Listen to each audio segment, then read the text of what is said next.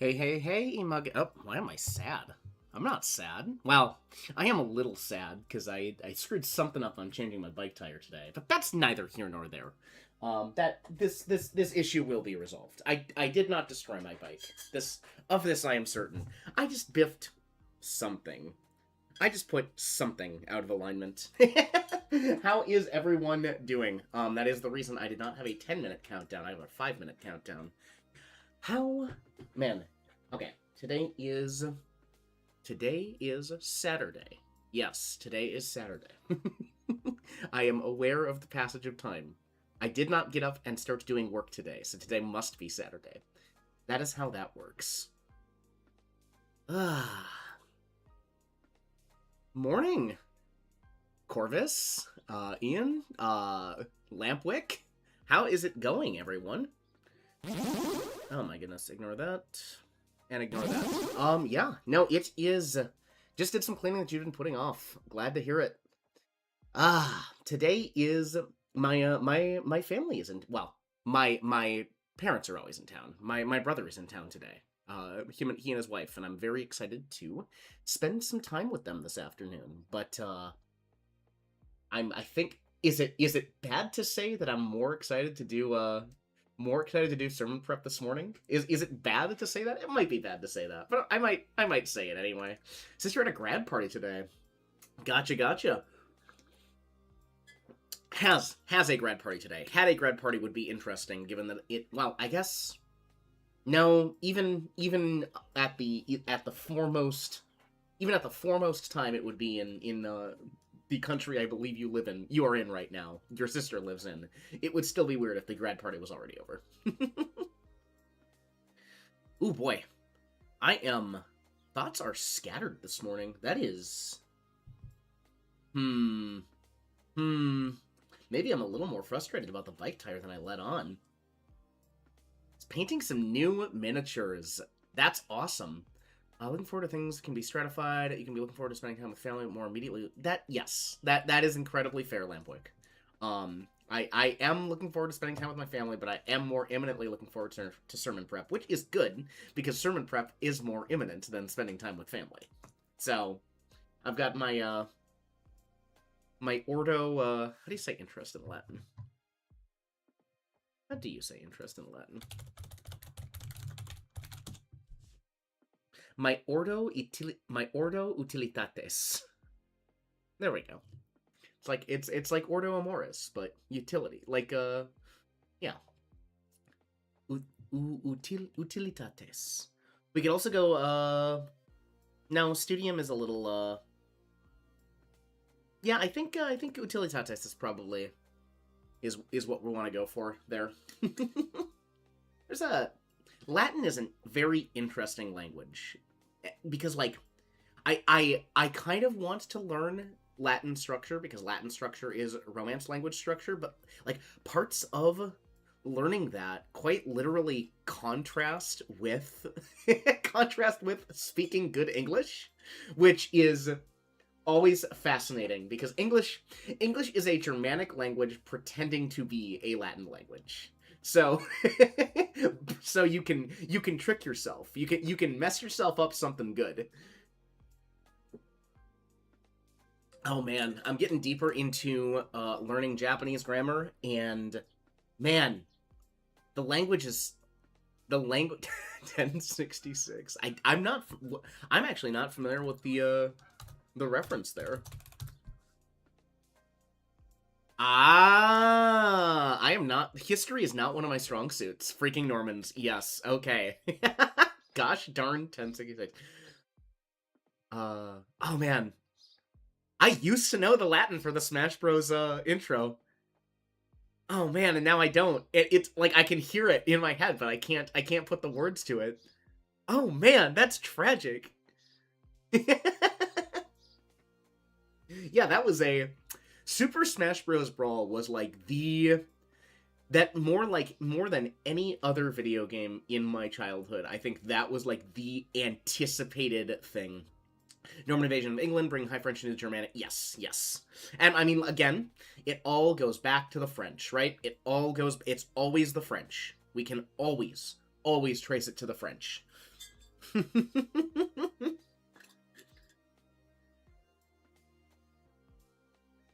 A succession crisis led to two major invasions, fundamentally altering the English language, architecture, and political structure. Amazing. Absolutely amazing. And by amazing, we mean gosh dang 1066. But yeah, the more I'm getting into like actual Japanese grammar, I'm realizing that it is, and again, I'm at the basics, I'm at the building blocks, but like that's the thing, man. It's building blocks. I'm kind of realizing that it is, you just kind of Lego things together.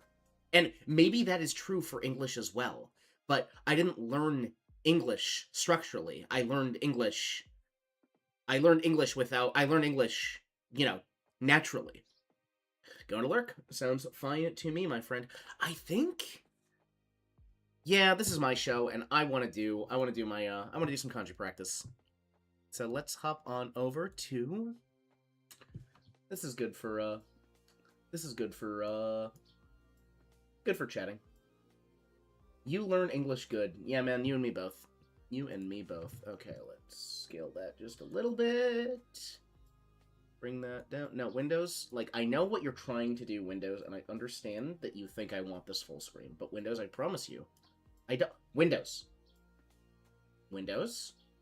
Look, when I say I'm making this big, that's how big I'm making it, okay? Okay? Are we in agreement? Good. All right. Oh boy. I don't know how many of these new ones I actually know, but let's go. We're doing our Anki deck. Okay, this one is, okay, so what we are doing right now is we are learning words, and the words are pictures. And sometimes there's helpful mnemonics, and sometimes there are less helpful mnemonics, but there's always some kind of mnemonic. So this top character, so this is a compound character. This top character is field, ta, and you can tell because it looks like a rice patty. And this bottom character is chikara, power, or strength. So when you apply strength to a field, who is doing that? The answer is that the boys are doing that. So this is otoko, boy. Otoko. Yes, or male specifically. Fantastic. Yeah, and the let's see if we can make that. There we go. I think that was easy. Okay, this is, so the top character is a hand, like an extended hand, and then that is the craft character, and I believe that relates to the. Going to resize this Windows, but have you considered using Microsoft Edge? I have. This is. Oh boy. Hidari. This is left-handed. 左 Yes. Left-hand side. Fantastic. This, oh man, this is so much fun. Good. So this is Otoko no Hito. This is a man. This is a male. This is a male of person. Man. 男の人 Perfect. Easy. This one is Suchi, because it is a grave. It is a cross in the ground. Suchi means earth. 土 Nice. Good. This one is, it is a woman sitting with her legs crossed, so it is onna, female. 女 Nice. This one is down, and I want to say that, because it's a flag at, like half. There's a flag being pulled down by gravity. I want to say it's shita, 下 shita, down, under. Fantastic. We use that to relate positions. This one is, so like we had otoko no hito, or, yeah, this is onna no hito. This is woman. 女の人 Perfect. This one is, okay, that is the iri, like, entrance, or going in. Iri is going in, and then the mouth character, Gucci. So this is it Iriguchi? Irikuchi? No, Iri, I think it's Iriguchi, and it's entrance. 入り口 Yes. This one is, man, I know this is Colt. I know this is child. I don't know why I know this is child. I guess it's got a big head. It's a person with a big head, like children have in relation to the rest of their body. こ Yes. This one is, well, it's iru,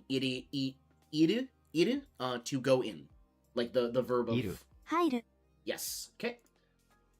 This one is onna no ko. This is girl. 女の子 Perfect. This one is o, big, ki, oki, big. 大きい Amazing. This is otoko no ko. That is, so again, male of child, boy. 男の子 Amazing. This one is ta, field, and you can tell because it looks like a field. た As for the pronunciation on these, I don't know why I know the pronunciation. Okay, this one is, we have the top eyelid, so we have an entrance, we have an opening. Then we have it split into 3 segments. We have the top eyelid, the bottom eyelid, and the center. This is me, eye. 目 You can tell it's a tree, an aspen tree, by the way it is. Yeah, no, honestly, Ian, like, that is how I know Ki. I look at Ki and I go, Ki is a tree. You can tell it's a tree by the way it is. Me, I. Fantastic. This one is, like we discussed before, chikara, power. And you can tell it's power because it is a plow. It is what you use to work the field. 力 Amazing. Oh, boy. I want to say this one is...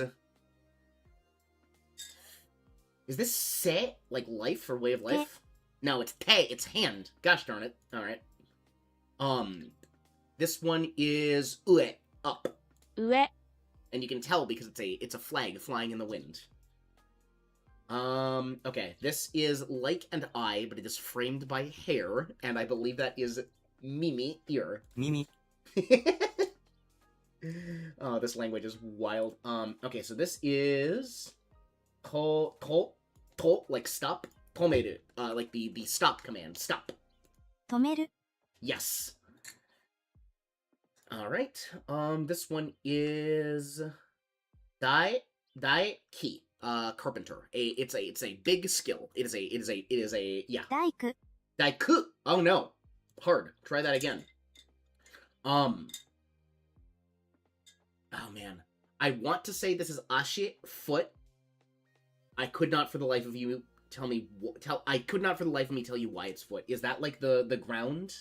And then this is the person's foot sticking out? 足 Okay, let's see what Alice in Conjuland has to say about that. You see Kuchi, the entrance at the top, and Tom, like stop is at the bottom.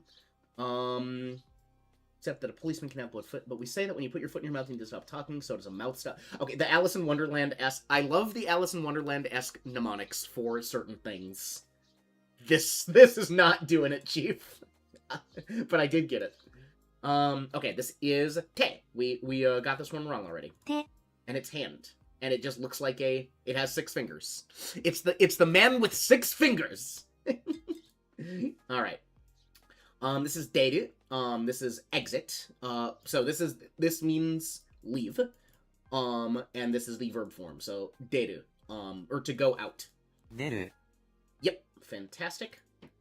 Okay, this is when you take the top off of a plow. I'm glad you got that reference. When you take the top off of a plow, you are left with a sword. So this is katana. 刀 I want to say this is 10,000, which is ma. I could not tell you why it is ma. I just kind of know it from playing. I know it from playing. From playing mahjong. 万 10,000. Okay. Ichi. Okay, so it's a 1 at the top, right? That straight line, the dash through, that means 1. And Alice in Wonderland is not helping. Awesome. I believe this is aka, red. And it's you can see Suchi, the earth character at the top, and then I don't know what that is at the bottom. 赤 Aka, Scarlet, shorter,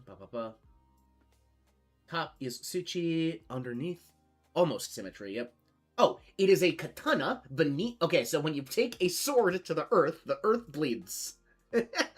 Or rather, when you use a sword. Yes, okay. Got it. Oh boy.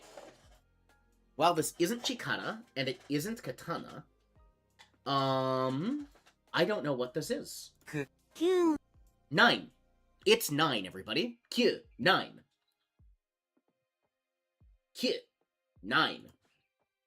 Okay, this is akai ki. This is a red tree? 赤い木 Yep. Awesome. Easy. This is hito, person. 人 Easy. You can tell it's a person because it's a guy. It's a dude. It's just a, you know, that there person. Don't think about it too much. This is something over the moon. This is that te over? This is owl? This is blue? 青 Why can say? Okay, so it's se over. Huh. I have no idea. So se over suki. Oh, so life over. No. I don't know why it's blue. I don't know why this is blue. Japanese. Well, explain. This is sen? 100 Hyaku. Okay, it was one of the big numbers. So this is 100. I need that one again. This one is Ao no Suki. That's Blue Moon. 青い月 Aoi Suki. Still got it. For Mother's Day, the church you go to had a sermon to be about the lady who drove that stake in the general's head. Oh, Jail, right? Jail and in Judges. Yeah, fantastic Mother's Day sermon. Love that. Is this Sun? 3? 3 You can tell it's 3 because there are 3 lines. Chi, small. Chu. No, shou, right? Sorry. Things have different pronunciations. Shou, gaku. This is elementary school. 小学 Okay, so this is a child wearing a crown, which means learning. That's how we get gaku, and then we just put small. We put small in front of learning, and we get elementary school. Got it. This is 10. You can tell because it's 10. 10 Because it's kind of like the Roman numeral 10, but tilted on its side. Easy. This is okay. It's what is the naka? This means middle. This means middle school. I know this means middle school. I know this is middle, and it's normally pronounced naka. But when you put the thing about Japanese is that when you put characters together, they make different sounds than when they stand by themselves. And I believe this one is. I believe naka becomes chu. So I believe this is chugaku, middle school. 中学 Got there. Oh man. This one's sin. This is 1,000. 1000 Got it. Good. This one is Daigaku. This is big school. This is I believe high school or university. 大学 Just university. Got it. Daigaku is university. Easy. This is onna no hito, woman. 女の人 Easy. This is ko, child. Easy. This is onna, woman or female. Easy. 女 This is otoko no ko, boy. Easy. 男の子 Closing my eyes. It's so easy. This is Mimi, ear. Easy. Mimi. This is Ashi. 足 Good. Ha-ha! All right. We're learning our kanji, ladies and gentlemen. We are building out our vocabulary. Can I draw any of those on a piece of paper with no recall aids? Absolutely not. But we are learning our kanji. All right. That is enough of that. I promised you all sermon prep. And took you on a 15-minute Japanese detour. So, let's get into our sermon prep. Which means we want to transition over to... Where are we? There we go. To our sermon prep screen, which is still a little bit under construction. Just might need a little bit of work here and there, but it gets the job done. It's just Logos full screen with me and chat on top of it. Okay. Yes. So, long story short, for any of you that have not been here for a sermon prep stream, I have had the blessing of being able to enter into a program at my church that says, hey, you might have some chops for, you might potentially have some chops for preaching, etc. So what, if you'd like, we're going to give you a hypothetical. We're going to give you a hypothetical church burden. We are going to give you a hypothetical, problem that a church might be facing, which I have actually learned from my buddy Lampwick, may not be as hypothetical as initially presented. I guess it's a good hypothetical is maybe a better way of putting it. So I have been presented with a issue that a church might be having, and then what I am supposed to do is preach a sermon to that church that addresses that issue. So, what we've got here, this is our hypothetical problem, is the church is highly organized, financially affluent, and growing exponentially, yet weekly prayer meetings are empty. Church member meetings are well attended, but invariably reveal a collective desire to lean heavy on attracting human talents and implementing corporate growth strategies, while lacking any true, desperate dependence on the Spirit. So, from the prompt, then, I can engage my imagination a little bit more. I get the picture of a church body that is in constant motion. We've got a stage that's always well set. We've got no shortage of programming. We've got a constant bustle, which is pushing for the next big thing. We've got a fired up body. We've got people that are clearly motivated to keep growing this thing, keep this thing getting bigger and bigger, but there's no rest. There is no stopping. There is no slowing down. So for this church body, I want to emphasize the importance of rest, of taking time to slow down and let God speak. It is a good hypothetical because we see it a lot. It is a problem that hip hop happens in the modern church. Absolutely. So that's who this sermon is for. Then the passage that I chose to kind of address this is 1 Kings 19, 9 through 18. And we'll actually just pop on over and give that a read. And this is Elijah at Mount Horeb. This is Elijah after his victory over the prophets of Baal on Mount Carmel.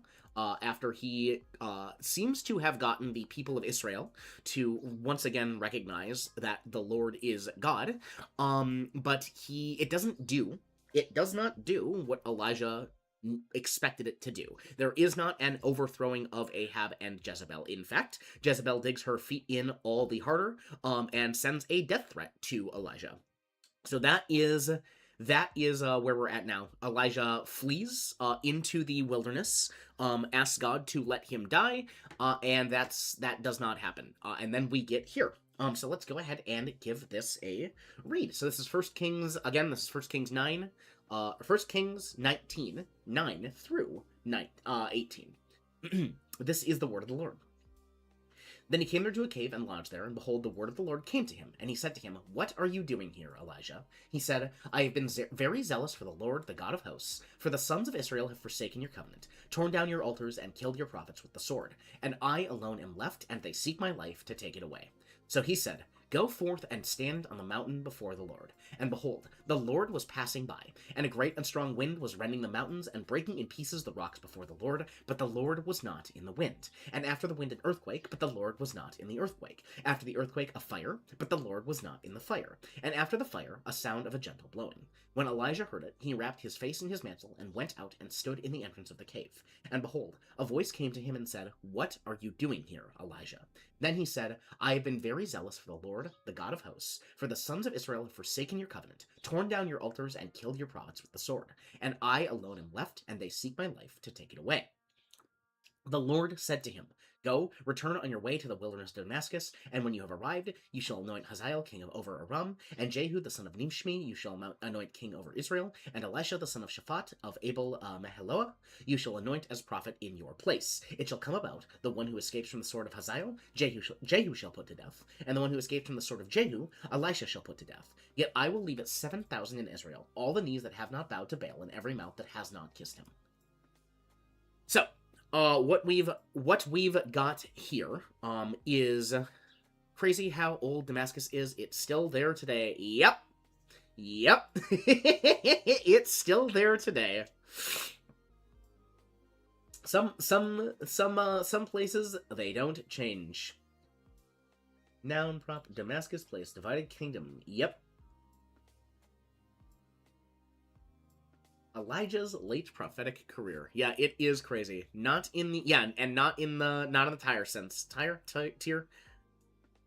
Sidon and Tyre? Yes, not in the Tyre sense either. Like it's there. It's done there. It is crazy. But yeah, so the idea with this passage is that Elijah is the center, right? The nugget of this passage, the huge, the where all of our attention is brought to, right, is that wind, that earthquake, that fire, those massive events, those displays of God's power. But the Lord is not in those things. The Lord is in the, as my NASB puts it, the gentle blowing, and we'll get into that in a bit here. The Lord is in that still small voice. The Lord is in that quiet, not in the massive shakeups, the force of nature that is occurring up to that point. So that nugget right there is what stood out to me and felt like something that I wanted to engage with. Felt like something that I could use to apply to the problem we are seeing with the church here. So, with that in mind, then, I am engaging with Haddon Robinson's, Guide to Exegetical Preaching. And what that has you do is it has you do your exegesis, right? Pull out what you can pull out of the passage, see what the passage is saying, and then turn around, and take that exegesis and apply it to a homiletical subject. Apply it to, take the exegesis, take what the passage is saying to the audience at the time, to the characters within the narrative, pull out what is being said there, and then turn it into an application. So we've got our passage. The subject, when we are dealing with this, is always a question that is to be answered. So the subject, the exegetical subject, is where did Elijah find the presence of God? And it's that the answer, the complement to that question, is that the presence of God. Mufflers are very cheap, you know. Well, actually, I don't know how cheap they are, but don't know if you guys heard that. But some folks just love tearing it up. Anyway, I've got my window open because it's too nice to not have my window open. So if the audio's bad, I don't think it's that bad. But if it is, let me know. So the question, the subject, where did Elijah find the presence of God? The presence of God was not in the wind, not in the earthquake or the fire, but rather in the stillness. So then when we combine these, we pull this idea into one idea, is that Elijah found the presence of God in the stillness. And then we go, okay, so Elijah found the presence of God in the stillness. How does that become something which we apply, right? How do we hear the voice of God? The voice of God can be heard when we are in the presence of God, which means again, if we are pulling on our exegetical idea, the presence of God is in the stillness. Audio is great. Car was heard loud and clear. Both of these things are true. Fantastic. So, we then hear the voice of God in stillness, not spectacle. That's the homiletical idea. That's what's going to sit at the center of my sermon. And the purpose, then, for this sermon is, as a result of this sermon, the listeners will make an effort to still themselves and hear God's voice in regular prayer. So, that's kind of what we are working with. That is our raw stuff. That is our raw purpose for what we are engaging with here. You can see I've got a sermon outline that we are kind of chewing through and getting built out. We are halfway through. We are halfway through point 2, and then we are moving on to. We will likely get through point 2 today and move on to point 3. Sorry, chugging tea. But before we get too far into this, I would like to say a word of prayer. So if you all would bow your heads with me. Heavenly Father, thank you for this time together on the modern miracle that is the internet, which puts us in community with people that we may never have met otherwise in our lives. Lord, thank you for your word. Thank you for the narratives in your word. The woman who hosts the woman who hosts one of my ministries had a very wise saying last night, God, and it was, we all have our God stories, and the Bible is just a big collection of God stories. And that is so true. That is such wisdom, Lord. And when I am looking at this collection of God stories and zooming in on this narrative of Elijah, God, I see you coming down out of your power, out of your manifest glory, and meeting Elijah where he is at, meeting Elijah personally, Lord. And that is what I want to carry. That is the ethos that I want to be walking with, Lord, as I work to encourage the listeners of this sermon to engage ever more with your word, to see what is being said to Elijah and to be what is being said to them by the narrative of Elijah, Lord, because there is no word in your word that is out of place. Every single piece of the Bible, Lord, is part of the instruction manual for life that you have set before us. And God, it is just so great to be able to dig through that and find connections, find those applications to bring out into our lives so that we can live out our lives in a way that best reflects your character. Lord, I'm excited to get engaged with this, and I pray these things in the name of your Son, Jesus Christ. Amen. All right. So, actually, I think I wanted to see if we could pull. We had a transition point. But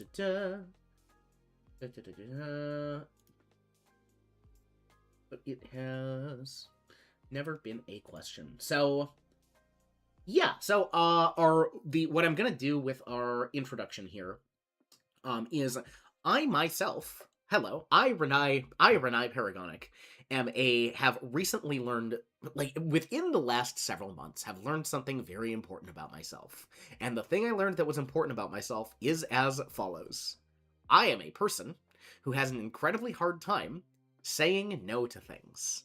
I'm a person that gets very excited about things and signs up for them without considering what that's gonna do to me, Renai Paragonic. So that is something I recently discovered about myself. So that serves as a good piece for our introduction here, right? We use an anecdote of one of the many times in my life that I've run myself ragged. The sermon structure I am working through, the workbook suggests. Hey, Colin. Thank you. Thanks for swinging by. I appreciate it. God bless you as well, brother. I need to make am I following you? I feel like I'm not following you yet, because if I was, I feel like I'd make more of an effort to pop into your streams. Give me just a sec. Let's give you a shout out. And let's see if I can let's see if I'm following you. Colin the Hollow. You're welcome. Yeah, there's my problem. Okay. There we go. Yeah, everybody go ahead and give Colin the Hollow a follow. Colin, I believe what have you most recently been playing, Colin? I know a while back you were making your way through some through an Infinite Fusion Nuzlocke, right? And I think you've wrapped that up. So what are you up to these days?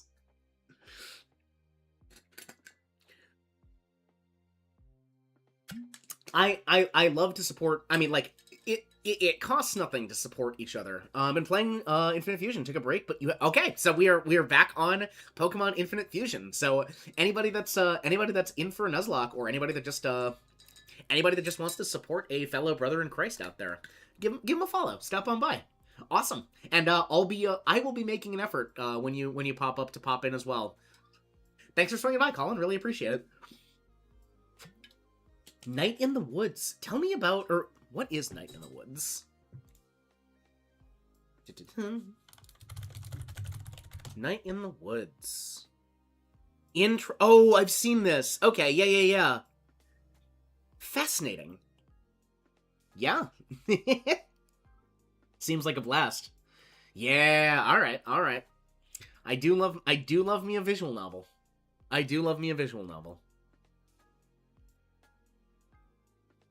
Okay. Things to consider. Thank you for the recommendation. Any case, yeah. God bless you as well, brother. Thanks for swinging by. Always appreciate it. Anyway, yeah. So, as far as sermon is going, effectively, we will build out the actual story last. We will build out the actual story that I am using from my life last. Once I have the rest of the structure of this going, and once I have a better understanding of where the sermon is getting to. But the idea that I am rolling with here is that I am preaching a sermon series on Elijah to this congregation. I'm cheating a little bit, right? I'm saying, hey, congregation, hey, totally real congregation that I am preaching to, we've already covered Elijah, so you know all this, so I don't have to retread this ground for you. We've been doing it last week. I think I'm calling my sermon series Walking 500 Miles in Elijah's Shoes, because I fed my little study assistant in Logos. I said, hey, how actually, do I still have the prompt? Does study assistant remember previous conversations?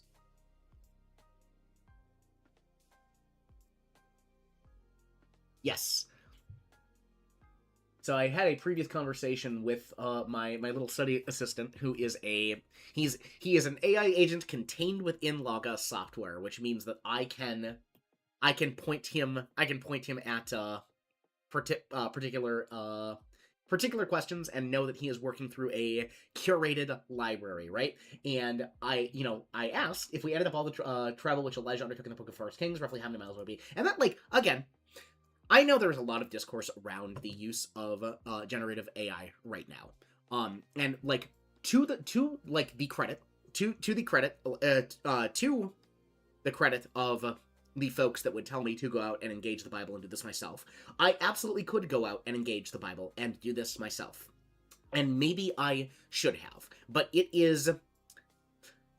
the focus of this sermon has absolutely nothing to do, right, with the idea of how many miles Elijah walked. That is a fun little thing that I am pulling in here. So for something that is not research that is actually pertinent to the preaching I am doing, right?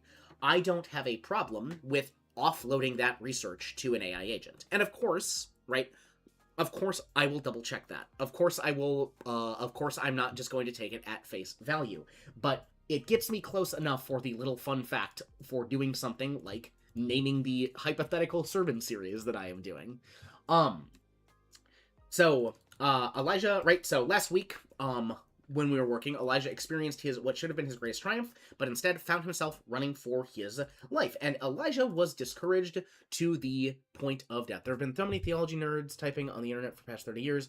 AI is really good at Christian topics. Yeah, but you definitely want to make sure that it is not crawling through sources that are let's say antithetical to the gospel. And that are built on sand, so to speak, might be a better way of putting it. So yes, it is very good at Christian topics.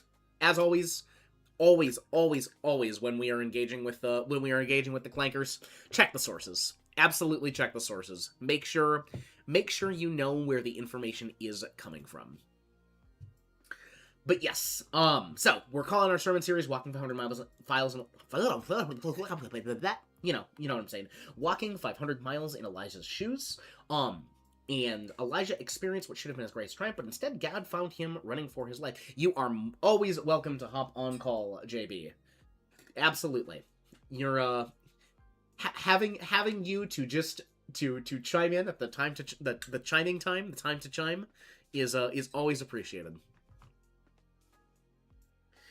But yes, what was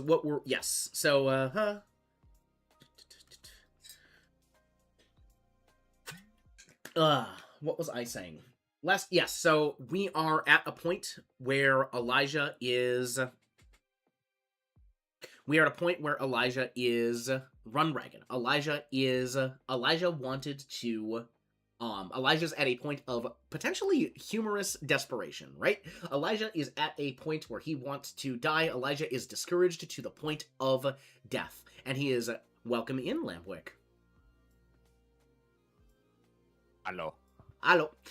Everybody, this is JB Lampwick, good, my friend and yours, and I think he needs a shout out as well while I'm remembering to shout people out. No such thing as necessary. Well, yeah, of course. It's never necessary, dude. True and real. We don't live life by doing the necessary things. We survive by doing the necessary things. We thrive when we do the unnecessary things. Now, I guess that's actually that works from a secular perspective and not a Christian one. So funny story, what I was doing this whole time while I was lurking, yes, I was trying to set up to see how difficult it was to set up new alerts through StreamerBot, because I'm trying to get away from Stream Elements just in case they do end up shutting down. Yes. Which is seeming more and more likely. Mm-hmm. And your shout out got someone to follow me. Thank you, by the way. You and them. And it showed up. So it works. Yay! Live testing! Test. Live testing! Wow. Live testing indeed. Semi-live testing. In the aura for the follow. Yeah, I have not been in on the buzz of the Stream Elements shutdown. I haven't touched Stream Elements. So what's going on there? There's no like imminent shuttering or anything like that. They're in talks to get acquired or bought in order to keep their stuff going. I've been kind of wanting to get away from Stream Elements anyway. I'm not entirely enamored with Stream Elements. Their alert system especially is spotty at best. Gotcha. Especially because StreamerBot and other things like it are also free. Right. You just have to, learn a little bit of coding, and there are a million videos out there that can just show you what to do.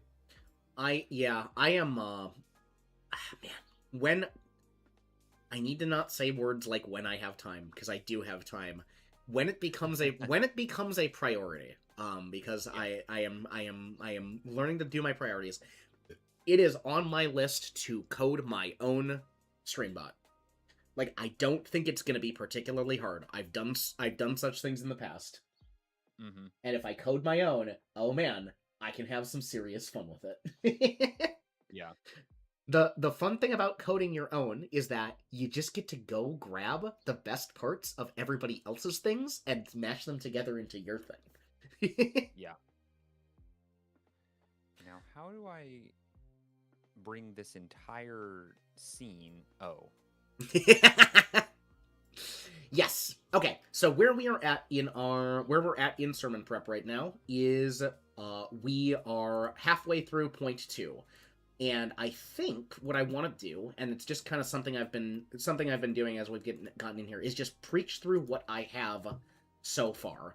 Just kind of give it from the podium as it is. So I think I'm gonna yep for a bit here, gang. I will. So listen. yep.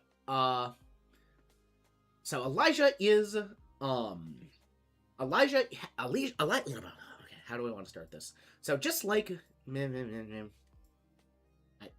I don't need that much of a. So I'd run myself. I had run myself to the end of my rope. The only thing I could do was pray. And again, very much like Elijah here. Not to compare myself to the greats. This needs work, obviously, but not to compare myself to the great of Elijah. But Elijah is in a similar experience. Actually, Elijah's got it a lot worse. Elijah is discouraged to the point of death. And that brings us to our first point. When we're run ragged, we go to God. Now, as your pastor, I should be telling you that we always need to be going to God, and that is true. But sometimes it takes a whack over the head from God to get us where we need to be. I mean, look at Elijah here. Elijah was discouraged to the literal point of death. Elijah had given up. Elijah was lying there in the wilderness saying, God, just end my life. It didn't work. I didn't get to do what I wanted. It didn't do what I expected it to do. It didn't work, God. I have failed. And God has other plans. God says to Elijah to go. God says to Elijah to get up and go. But I want us to take a note here. We'll get back to it. That God did not tell Elijah where to go. Let's remember that for later. God told Elijah to get up and go. So that's God's other plans is, hey, Elijah, you're discouraged. Nah, get up, go. And we are picking up where Elijah goes with our passage today, with Elijah at Mount Horeb.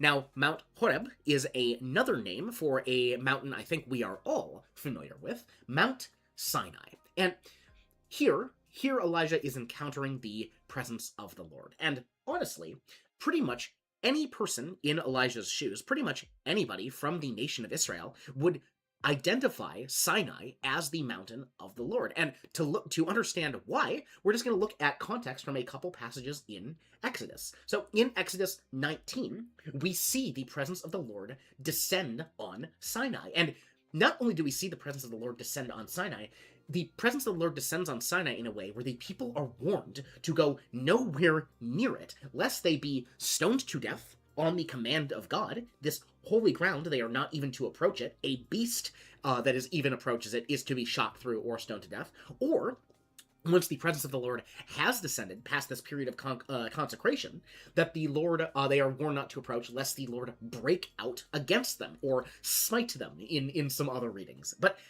even here, even when we have these warnings, Moses is called up the mountain. And then after Moses is called up the mountain, Aaron is called up the mountain after him. Now, there was a call for the people to approach the mountain, but the people said, no, Moses and Aaron, please go up in front of us. The terror of the Lord is too much. But regardless of who is afraid to go up the mountain and whatnot, what is clear is that the presence of the Lord is here. And as the Lord appears in this passage of Exodus, we have smoke and fire and lightning and an earthquake, very much like these signs of nature, which we see in this passage with Elijah. And then later, in Exodus 34, we have the Lord giving Moses direction. Not just direction, but the second set of the tablets of the law as well. This is a covenant being made with Israel. So Moses here speaks directly with God at Sinai. And this time, the Lord simply, and I say simply because it is never a simple thing when the glory of the Lord appears in creation, but the Lord simply appears in a cloud. So, bringing it all together, Sinai is where two very important things happened. Moses spoke directly with God, and Israel received the covenant that made them God's people, that set them apart. So in short, this place, more than anywhere else, is where an Israelite would expect the Lord. And lo and behold, here, when our prophet arrives, he gets the word of the Lord. This is not a new experience for Elijah. He has gotten the word of the Lord at least 5 times before this. That is a mark of the prophetic office, when a prophet receives the word of the Lord. When God wishes to speak, he speaks through a prophet to the nation of Israel, to the assembled people. What's interesting here, though, is a couple things. One, there's no one here for Elijah to talk to. Elijah, in any reckoning, is by himself at Mount Sinai, at Horeb. The Lord is not speaking to a people through Elijah. The word of the Lord is coming to Elijah, and just to Elijah. And it has never been a question either when Elijah has received the word of the Lord. But now it is, and it is a simple, but it is a powerful question. The question is, what are you doing here, Elijah? Now, Elijah could give a lot of answers. Remember, Elijah came here of his own accord. The Lord said, get up and go. The angel of the Lord gave him a cake, said the journey is great, but did not tell Elijah where to go. So Elijah came here of his own accord. So Elijah must have a reason that he is here. There must be an answer for Elijah to this question. Perhaps he came here in acknowledgement of his own faithfulness, right? Acknowledging that even if Israel is a covenant breaker, he is not. He has returned to the site of the covenant. Perhaps he came here because he knows that this is where he can guaranteed find the presence of the Lord. Perhaps he knows his numbers, and he knew it would be 40 days and 40 nights to get here, because 40 is the big numbers. But in seriousness, when we see the number 40 in the text, it's almost always telling us to be prepared for something. It is usually associated with this idea of repentance, with this idea of preparation, with this idea of readiness, so to speak. There's the flood, right? The flood readying the earth for Noah and his people, Noah and his family to spread out over it, was 40 days and 40 nights before Noah departed from the ark. Israel wandered 40 years in the desert as a punishment in repentance for their unbelief, and that caused the generation which had doubted the Lord, which had grumbled, to die off. Jonah gave Nineveh 40 days to repent, lest the wrath of the Lord fall on them. Christ, and this is important, fasted for 40 days in the wilderness before beginning his ministry. So Elijah, one might think, is in a period of preparation. And I think I know what he was thinking about, because he seems to have his answer on deck. And his answer comes right out of the text. Let's give it a read. I have been very zealous for the Lord, the God of hosts, for the sons of Israel have forsaken your covenant, torn down your altars, and killed your prophets with the sword. And I alone am left, and they seek to my life to take it away. Which is a wonderful answer to the question, except for one glaring problem. It doesn't answer the question. Elijah could have given this answer back at Beersheba. There is nothing different between where he is now and where he was then that would change the structure of this answer, right? Elijah had been very zealous for the Lord at Carmel.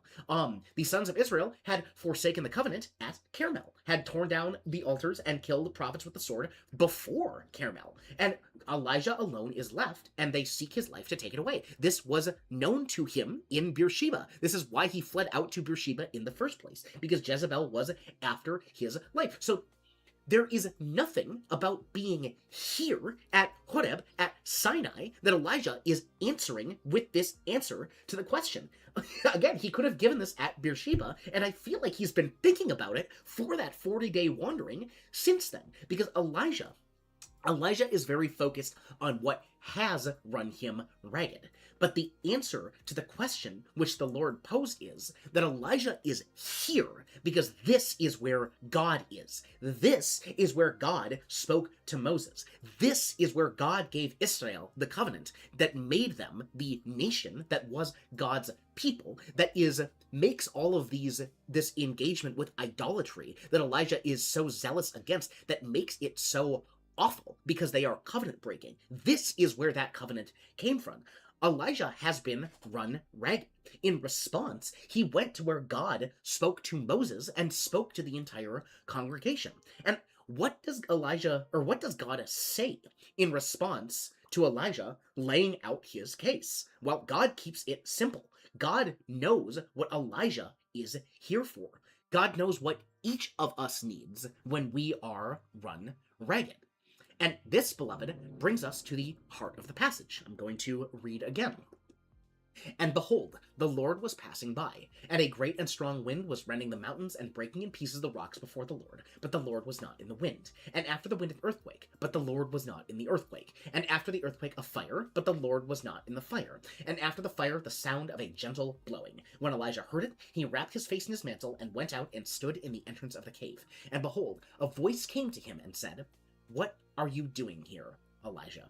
Now, I don't think we need a breakdown of what constitutes a strong wind, or an earthquake, or a fire.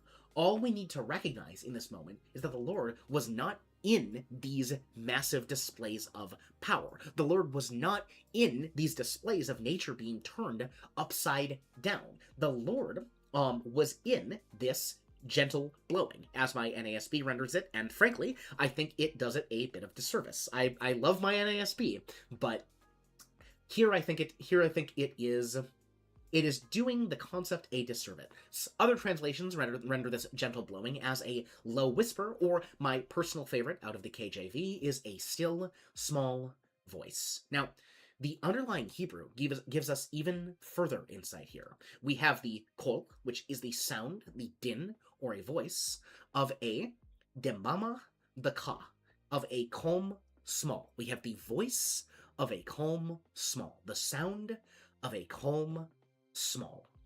God is not in the roaring fire. God is not in the earth-shaking tremors. God is not in the shattering wind. God is in the sound of a calm small. We hear the voice of God in the stillness, not the spectacle. It is this voice of a calm small which prompts Elijah to leave the cave. Did you catch that? God commanded Elijah to go out on the mountain before the Lord, but Elijah stayed in the cave through this spectacular display, through the earth shaking, through wind blowing rocks apart, through fire coming down from heaven. Elijah stayed in the cave until he heard this voice of a calm small. And it is at this point that Elijah wraps his face in his mantle, knowing that he is going out to speak to the Lord, making that separation of his self from what he knows to be holy. It is only after he hears this voice of a calm small. There is something about this stillness that pulls Elijah out of the cave. And one way or another, Elijah realizes that God was not in these massive displays of power, that the Lord is more than capable of causing these things, of overturning nature, of course, but that is not where he is. He is in the calm small. His voice is heard in the stillness, not the spectacle. And let's note, when the word of the Lord came to Elijah at first and asked him this question, "What are you doing here, Elijah?" It was the word of the Lord. It was the prophetic office, the prophetic utterance that came to Elijah to ask that question. But here in the text, we see it is not the word of the Lord that comes to Elijah once he steps out into this calm small. No, it is a voice coming to him. It asks the same question. We have no doubt that this is still God prompting Elijah, but it is a voice. It is now personal. It is not Elijah's job. God in this calm small has met Elijah where he is, has met Elijah as a person. So, beloved, imagine with me here. Nature being rent asunder by the awesome power of the Lord. The entire mountain trembling before this display of his glory. And then near silence. Stillness. A calm small. I bet Elijah could hear the sound of a pin dropping. It is into this cessation of noise, after a great cacophony, that our prophet finally hears this question again, and deigns to answer it. And what did Elijah respond with after this display? It is the same darn answer, word for word. Oh, that's fun. All right, so that's where we're at. Notes for any thoughts, JB?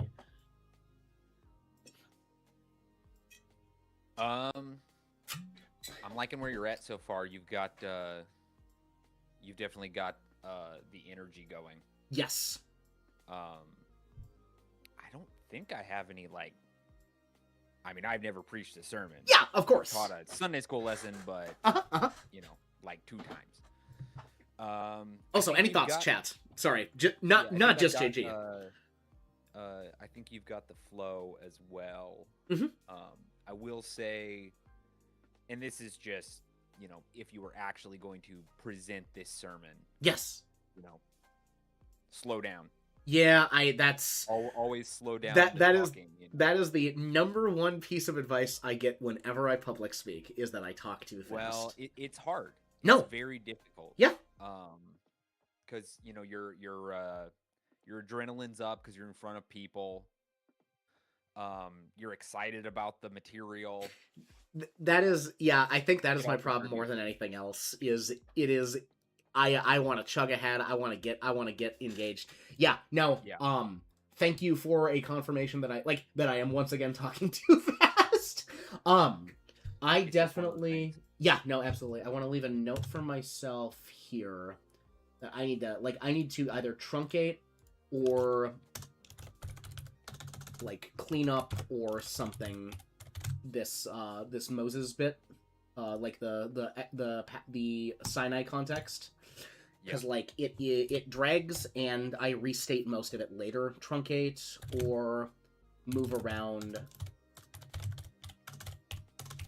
something, because like again, like I literally rehash everything I say there way simpler down the line. Good morning. Still pressing on with the sermon. Yes, indeed, we are, Nesero. Welcome on in, my friend. Let's give you a shout out. Actually, we got to give Ian a shout out too. There is a shout out for Nesero and a shout out for my friend Ian. Sorry for sorry to automatic shout outs on StreamerBot. I need to way to do it. I need to wait a minute 50 seconds before giving another shout out. Interesting. Like, so auto shout outs. Yeah. Nesero is Nesero is a scholar. Would be the one word description I would give to him. He gets in the text. Yeah, we will get you a shout out in just a moment, Ian, once I'm allowed to shout out again, because apparently there's a cooldown on shout outs, even when it's my show. Which is fascinating. Like, what is the point there? I can understand, like, on a cooldown on a mod, but on the owner of the channel? Shrug emoji. Yes. I'm gonna have to watch a YouTube video, and I'm not gonna do that right now, obviously. Sure thing. I have a shout out command already set up, but because it's possible, I'd like to just have it do it on its own. Oh, I have no latency whatsoever. Oh, but I win. Yes, I win. Mine's set up by NetBot, so it doesn't have a cooldown. Yeah. I was kind of noting, Nesero, I think I'm planning on making my own bot at some point, but depending on when I prioritize that, I should maybe set up a intermediary bot that's easier out of the box in the meantime.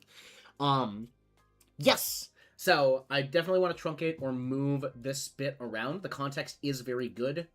I don't think we need to go nearly in depth, and I expect I'm going to need to be saving time on this sermon later, as I flesh things out. I think I am adding too many details, which is good. It is good to have more things and prune them out rather than be needing to add material later down the line. For sure. Let's give. And there's a shout out for my friend Ian the Aura.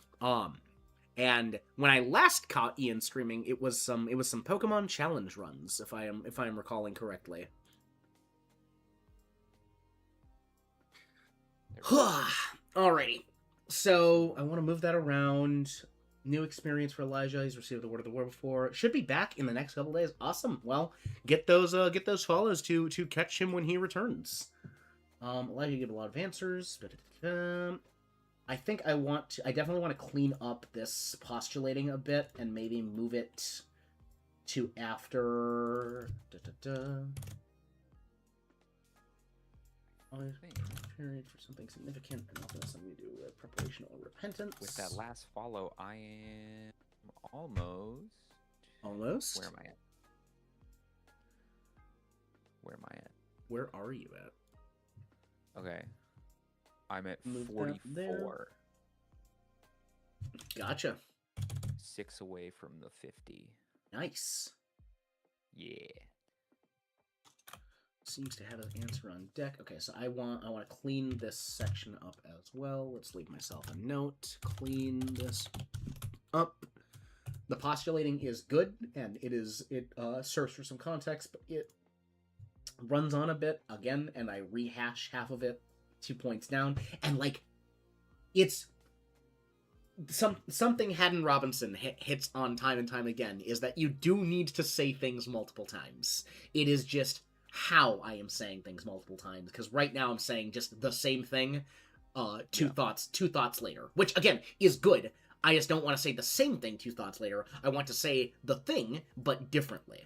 The concept should be communicated again, probably not with the same verbiage. Okay, behold, a voice came to him and said, "What are you doing here, Elijah? It's no longer the word of the Lord, now it's personal.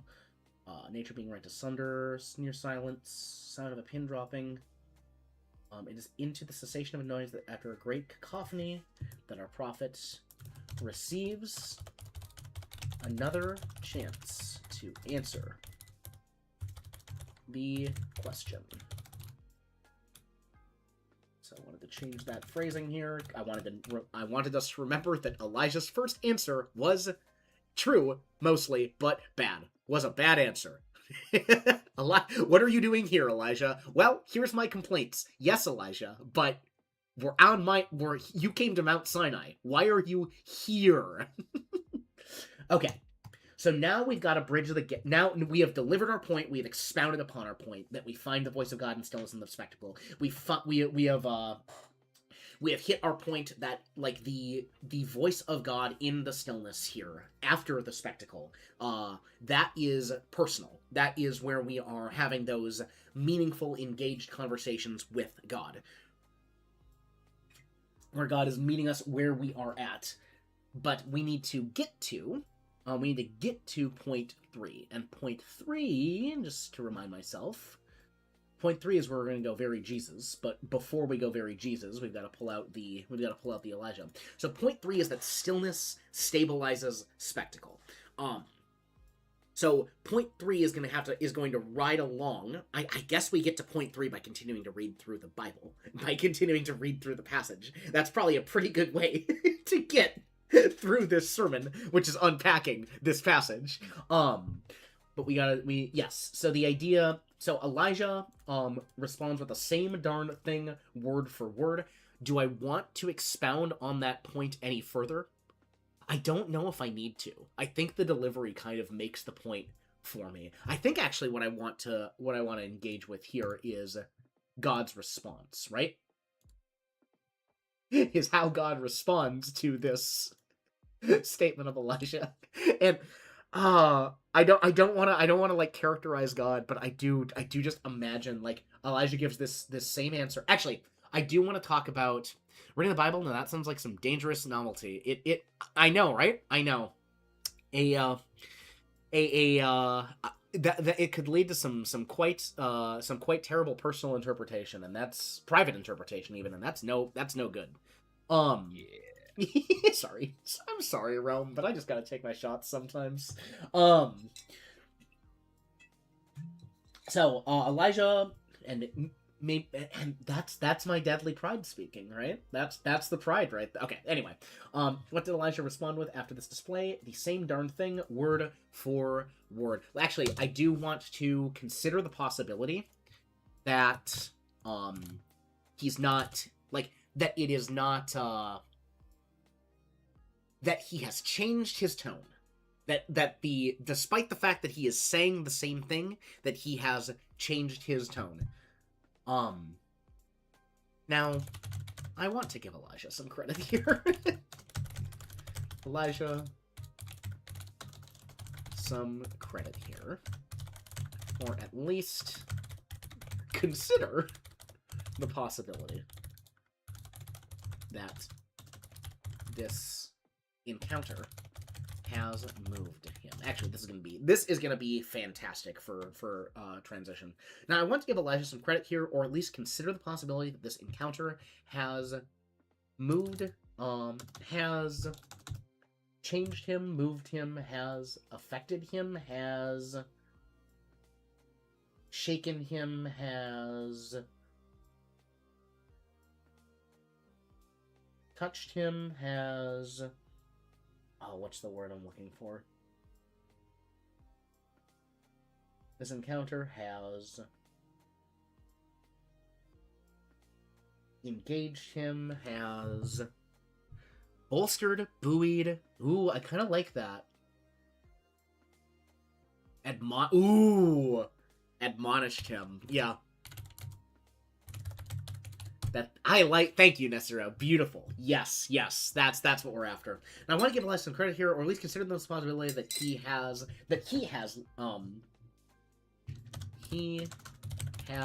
let this encounter admonish him. Perfect. There's a double meaning of chastise and encouraged. Perfect. He has let this encounter admonish him.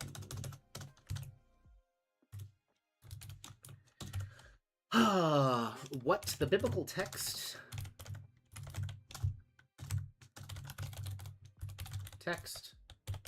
does not often do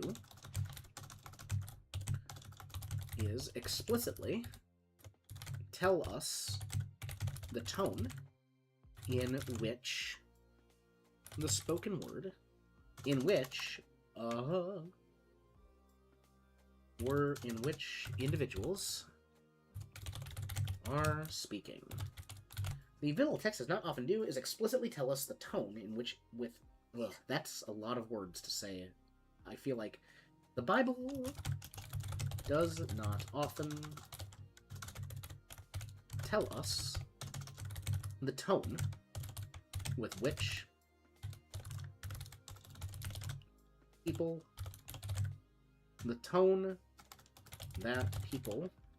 use when they are speaking. Yes, Elijah has given the same answer as previously.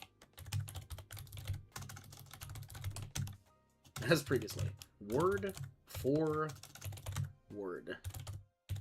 So directly... I'm not going to say so directly that it had me looking for a chiasm, but it absolutely did.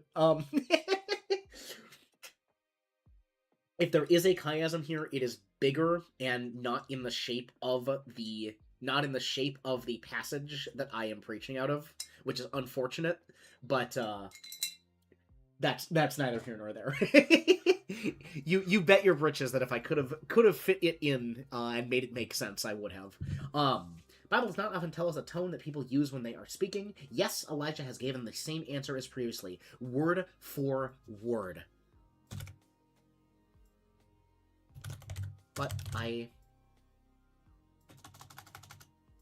yes, Elijah has given the same answer as previously, word for word. Perhaps word for word. But maybe let's engage our imagination. Let's use our sanctif. Yeah, let's consider the possibilities.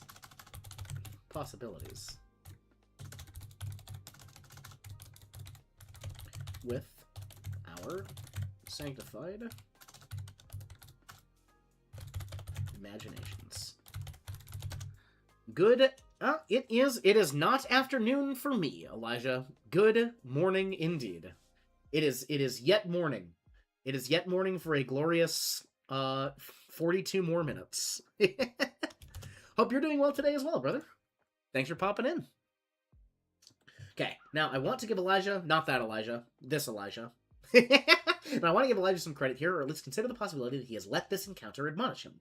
The Bible does not often tell us the tone that people use when they are speaking. Yes, Elijah gave me the same answer as previously, word for word. Let's consider some possibilities with our sanctified imagination. Perhaps he is being stubborn. Perhaps he is being stubborn. Is still being stubborn. Clinging to his case, just like Job did. I don't know if I want to draw that comparison. Perhaps he is still being stubborn. Clinging to his case. Holding, planting, digging his feet into the ground, despite such a wondrous encounter. That would certainly be in keeping with what we understand of our prophet's character up to this point. God has made good use of... Vigorous typing is always a little... I am a vigorous typer. God has made good use of Elijah's chutzpah. Chutzpah. I always want to say the ch. It's not there. It ain't there. It's chutzpah. Chutzpah. Just like Hanukkah. I was always so confused as a kid when I would see Hanukkah spelled out and see the C there, and I'm like, have I been pronouncing it wrong the whole time? No. You're good. You actually, well, you have been pronouncing it wrong because you haven't been going into the back of your throat, but... God has made good use of Elijah's chutzpah up to this point. God has made good use of Elijah's chutzpah up to this point. I, however, find that this possibility... I, however, find this unlikely. I think... Let us remember where Elijah has been, where Elijah was prior to this, and how, where and how Elijah was prior to this encounter with God. The man was... It drives me crazy when people pronounce the ch. Cliché. Oh, cliché. Cliché. Ooh. Cliché. I kind of like that as a way to upset someone. As a way to mildly annoy someone. I would never do it. Wow. He says, thinking about how he's going to start doing it now. Cliché. It's like cachet. Kind of sounds nice. Kind of rolls off the tongue. Alright. I, however, found this unlikely. Let us remember where and how Elijah was prior to this encounter with God. The man was in despair. Now he is face. Now he is. Remember, it's pronounced. Oh yeah. Thank you for the connection. Thank you for the correction, man. I was sure it was gaslighting, but you know what? I think you're right. Yeah, gaslighting. Oh my goodness. I'm sorry, Nesero. I'll work on that. Gaslighting. Okay. We'll get it right. I however find this unlikely. Let us remember where and how Elijah was prior to this encounter with God. The man was in despair. Now he is speaking personally with the Lord. I cannot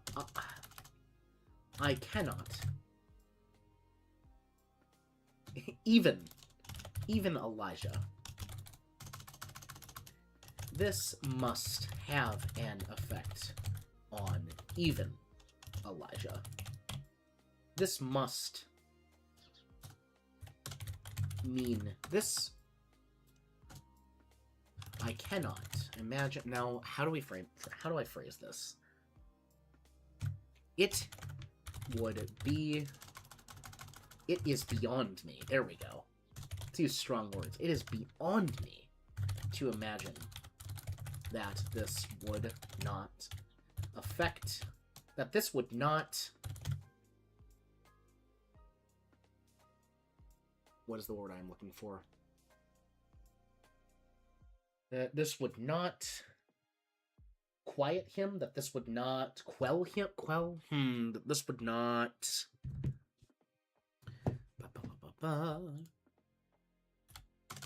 humble, that this would not humble him.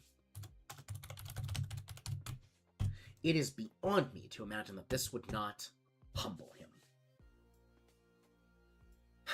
I hear, when I read this passage,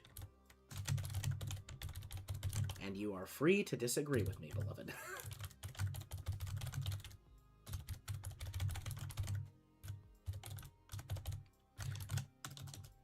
I still hear his stubbornness, but I hear his, but more so I hear his hurt.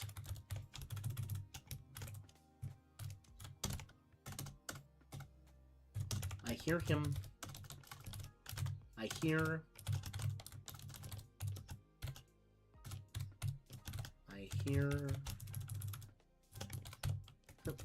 Oh, that's good. I'm making myself tear up. I hear a child of God who has lost way, bringing his sorrow to his father. I hear a child of God who has lost his way, bringing his sorrow to his father. Elijah does not understand.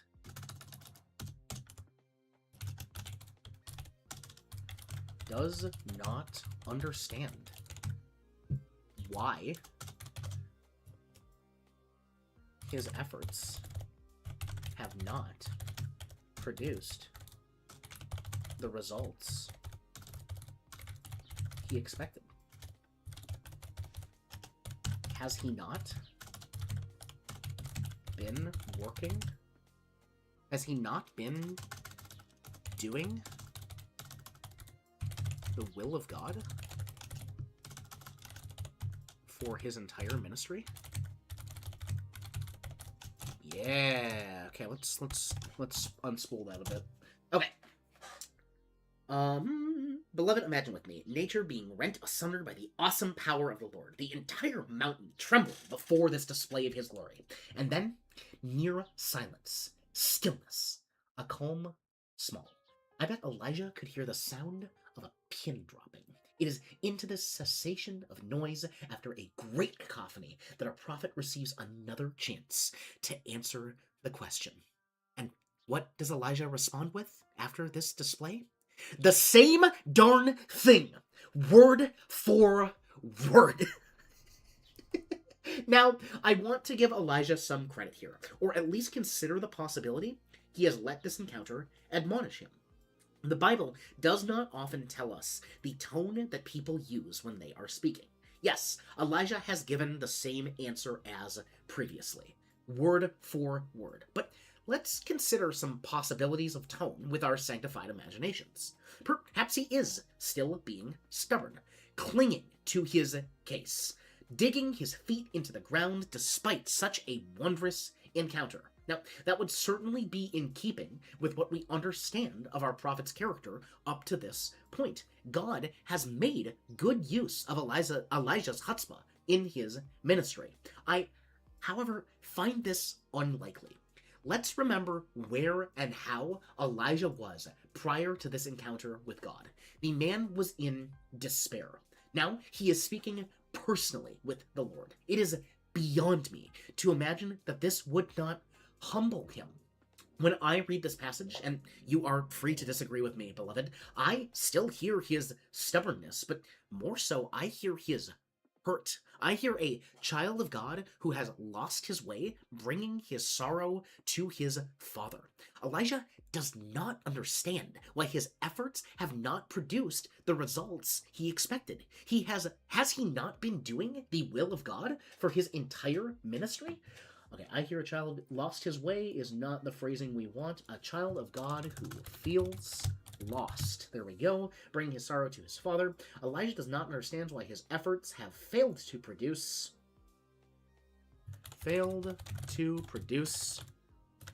results. Has he not been doing the will of God for his entire ministry? Okay. Any thoughts? Good,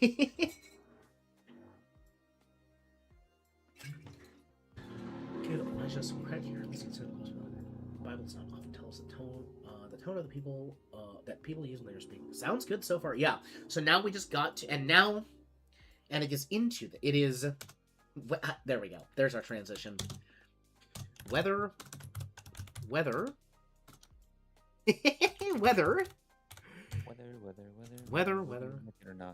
Whether or not, yes.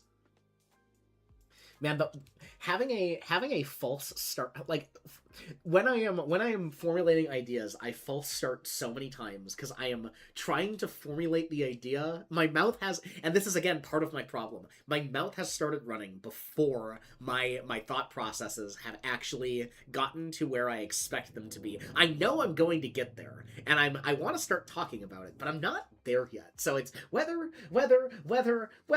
as I'm.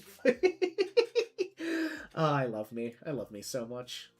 I've gotten to the point where, oh my goodness, yeah. If I'm in conversation with someone, I'll start a sentence and then I'll just say out loud, like, hold on. One moment. Give me a second. Processing. Windows taskbar.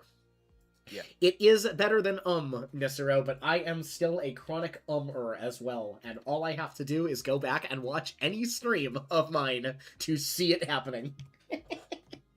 During a stream, it doesn't necessarily matter. During a sermon, it matters a bit more. Oh yeah, but I am not when I am preaching this, I am certainly not umming, because umming is another, like, umming, well, there's the like. Oh my goodness gracious. Umming is one of those things that happens when I don't have an outline, when I am trying to formulate ideas as I am speaking them. The outline keeps me from umming, keeps me from liking, because the ideas are already there.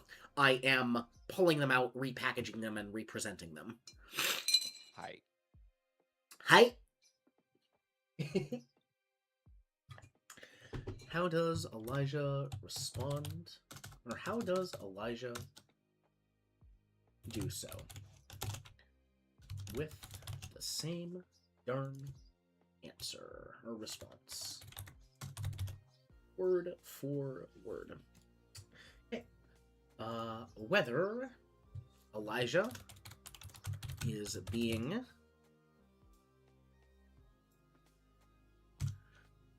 Proudly stubborn.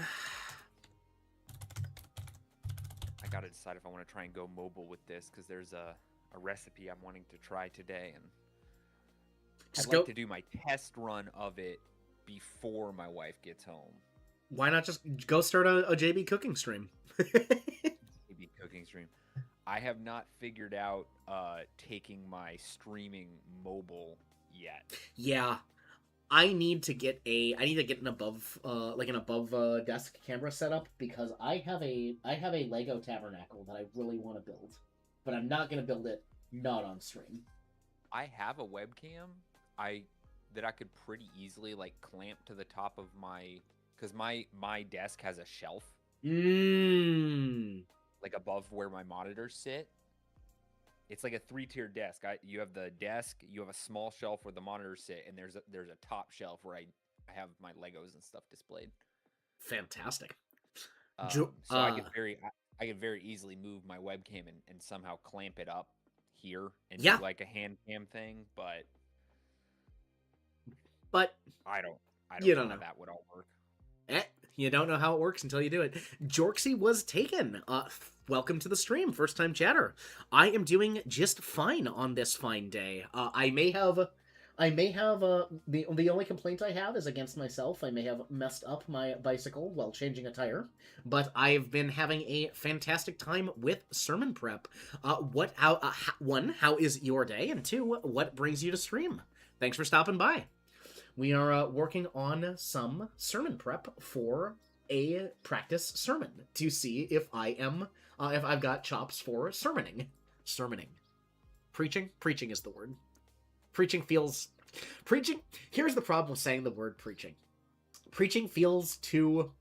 If I keep saying preaching, it feels too real. Doing great.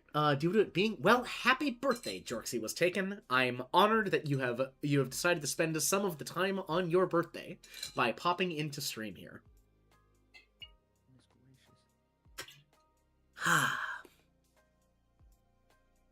Dang. Dang. Sorry, the Discord chat is popping off right now. Oh boy, what's happening? They're talking about the separation of church and state. Ain't jumping in on this one. Oh man, like I want to be jumping in on this one, but I'm streaming. No, I'm not jumping in on this one with text. If I was in a voice call, maybe. But I'm not trying to catch up with all this typing. There's no way. Wait, you believe in church states but not state churches? That's insane. That's the wrong way. Okay. Nope, not. What we're not gonna do, JP, is have this conversation. What we're not gonna do, JP, is have this conversation in parallel on stream right now either. We are doing sermon prep. But here's the thing. No. You and I probably agree. Yes, on the main yeah, line. we probably do agree, man. But what we're not gonna do is pull that conversation in here. Congratulations on evading death for one more year. That is a fantastic way of putting it. Thought you were gonna say preaching feels preachy. You know what, Elijah? That's a way better way of putting that. Preaching does feel preachy because if I say preaching, and again, I don't think it is because I'm literally in a program to see if I have the chops for preaching. But like when I say preaching, that feels a little prideful to me, right? Because preaching is a word that means something. Preaching is a word that assumes a certain amount of responsibility with handling God's word. And that's something I want to be aware of. So when I say the word and it gives me that feeling, like I should probably just get over it because I'm literally doing practice preaching right now. But I do want to have that awareness, even if it is not... even if I maybe should just have a little more confidence in good old Renai. I just realized that maybe I could actually do writing streams if I had a hand cam, because that would make it at least a little more visually interesting. Oh. If I had like the hand cam and like the document on screen. Yeah. So at least there's more happening on screen than just like words appearing on a Word document. Oh, so are you hand camming your keyboard?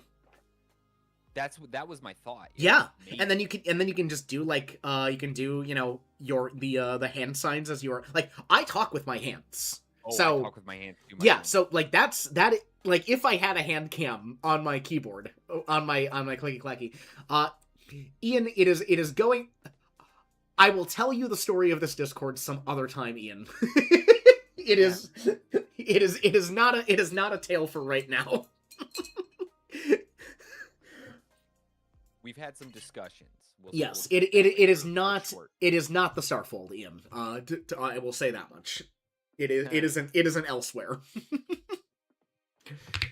I could start stuff on the Starfold if you want. If bro, if you want to start if you the star I should make a better effort of pulling more people into the Starfold cuz like I can manage the Starfold. And I can if not I can make some mods for the Starfold. But yeah, if you want to start stuff in the Starfold, like I can't actually like despite my best efforts, I'm not great at not engaging in a conversation that interests me. So if you start things, I'm not gonna say I'll finish them, but I will engage. I'm not the type of person who starts stuff in like intentionally anyway. No. I'm not that guy. Yeah, man, like I am out of my bear poking era. But I am very much in my man, that bear's saying something that I don't think that bear has fully thought through, and let's engage with that bear on that era. I'm gonna wrestle this bear a little bit. I'm gonna wrestle. I'm You're gonna in your wrestle bear this. wrestling I'm phase. in my bear wrestling phase, but like I want to respect the bear. I walk up, I take off my shoes, I bow to the bear before I engage. You know. I do the little sumo thing, Yeah. with the leg. Oh man, when I was in Japan a couple of years ago, I went. So there is it's the Asakusa Sumo Club, and it is. I mean, it's very much a tourist attraction. But Yeah. what it is hey, these are sumo that are like retired. They are off the main circuit, and they just do. Well, thank you for the follow. Jorksy was taken. They do sumo wrestling. For the gaijin that want to come watch sumo wrestling. That's cool. It is really cool, and like they explain like, hey, here is why this part of sumo wrestling. Here is why this part of sumo wrestling. Here is the food you are eating. A chonmage is the type of food a sumo wrestler would eat. So it's very much a tourist attraction.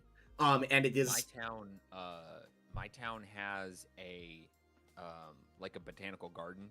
Yeah. And every year in the spring and in the fall, they have a Japanese festival. Oh, amazing. Because my town also has we've got a sister city in Japan. Same. So the culture is actually pretty big. And the local like Japanese there's a word here. Japanese like cultural association. Yeah. They put on this festival, and it's got like food, it's got all kinds of like stalls, and all kinds of cool stuff. And me and my wife love going to it because it's always so pretty. Yeah.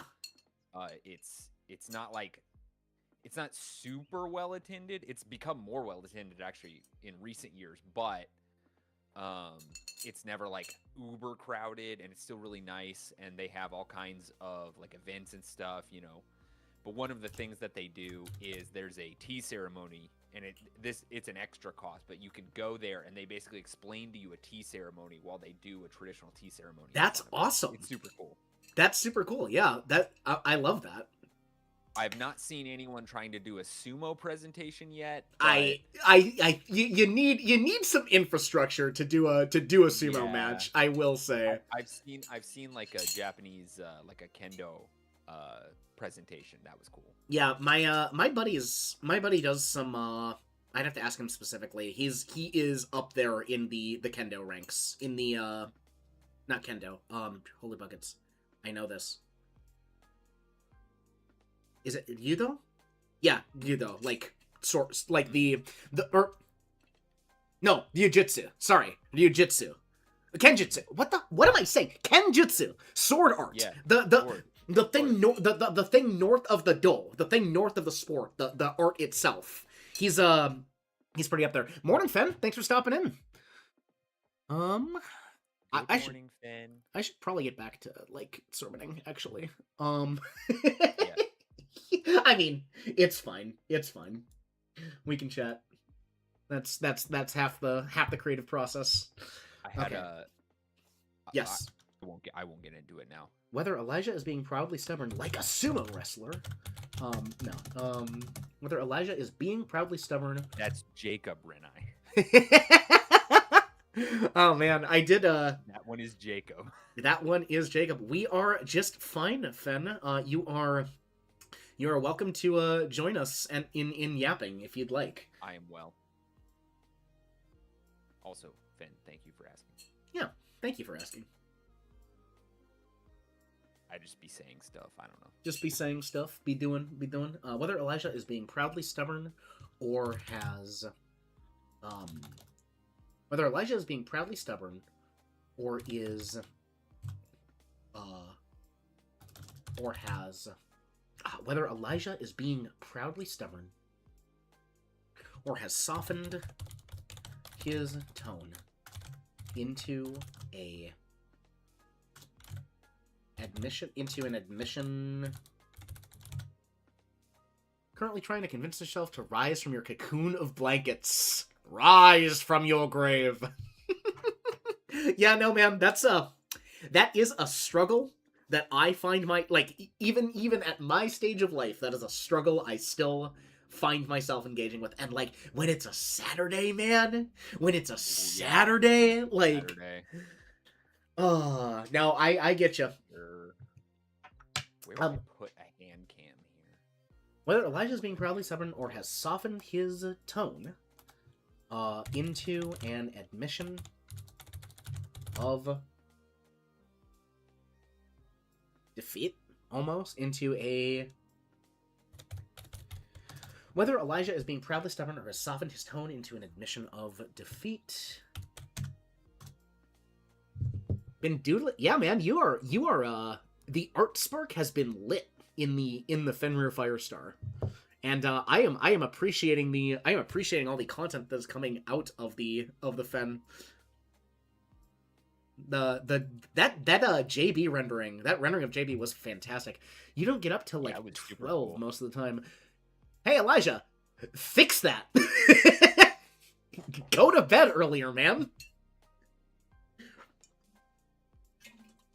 Would you say you rise with the moon and go to bed with the sun? Whether Elijah is being proudly stubborn or has softened his tone into an admission of defeat. What we get next. Whether Elijah is being proudly stubborn or has softened his tone into an admission of defeat, the Lord meets him where he is.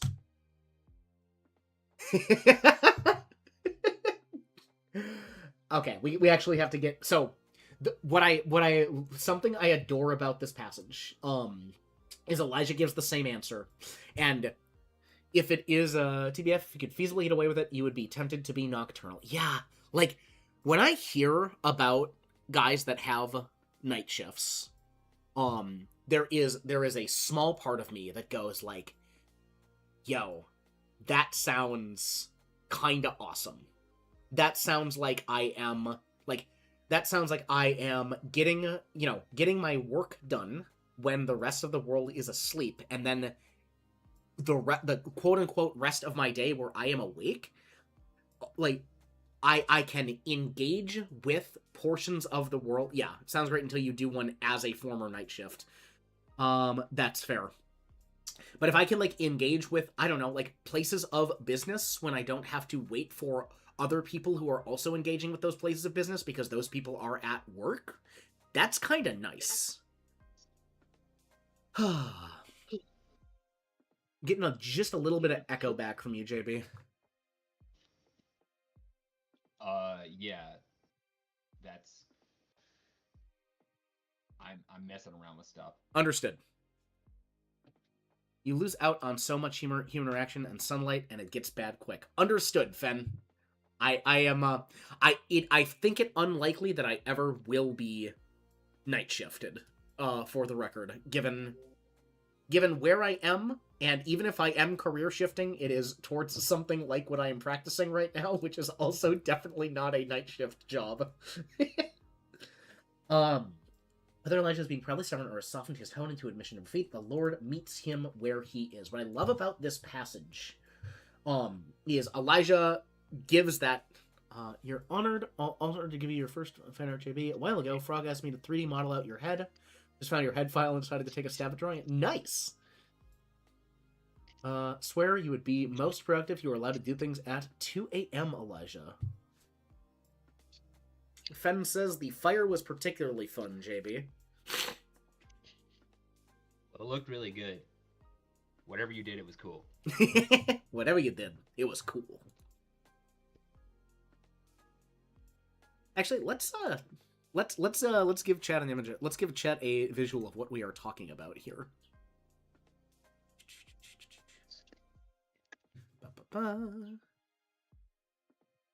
Add an image source.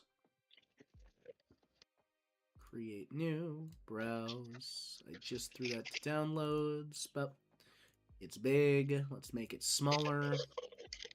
Look at that lamp, chat. Look at that fire.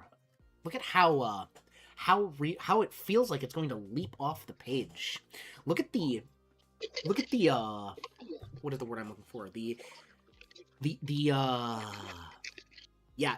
That lamp looks so rigid. Look at the rigidity communicated of the lamp structure, of the cage surrounding the flame, with the flame dancing within. Yeah, it is very nice. It is good art that Fen made. Oh, which reminds me. Shout out. Fenrir Firestar. This is my brother Fenrir Firestar. He is a get complimented, dork. Get shouted out, dork. The last couple fence, man, tearing it up out there, huh?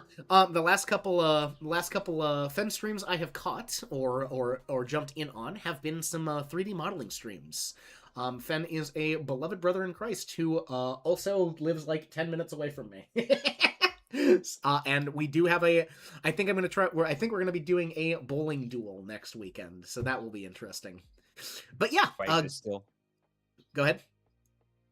I was just asking if I still exist. You do still like exist. I said, I'm messing around with stuff. Yeah, but go ahead and give him a follow. I love him very much. All right. Yeah, you betcha, Ian. Thanks for stopping by. Always appreciated. Your perspectives are always what is the word? Enlightening. Are always fun to engage with. There we go. Whether Elijah is being proudly stubborn or has softened his tone into admission of defeat, the Lord meets him where he is. Right. So we get Romans 12:10 in full effect. I feel like I should know this better. I feel like I should know my Romans better. I'm terrible with addresses. Practice deep, selfless love and mutual respect. Amen, amen. Oh boy. Yeah, I need to... I'm thinking of another passage, but it's taped up in my bedroom and not in my office room, so I don't have it to... later. Is it... Yeah. Thank you, Nesero.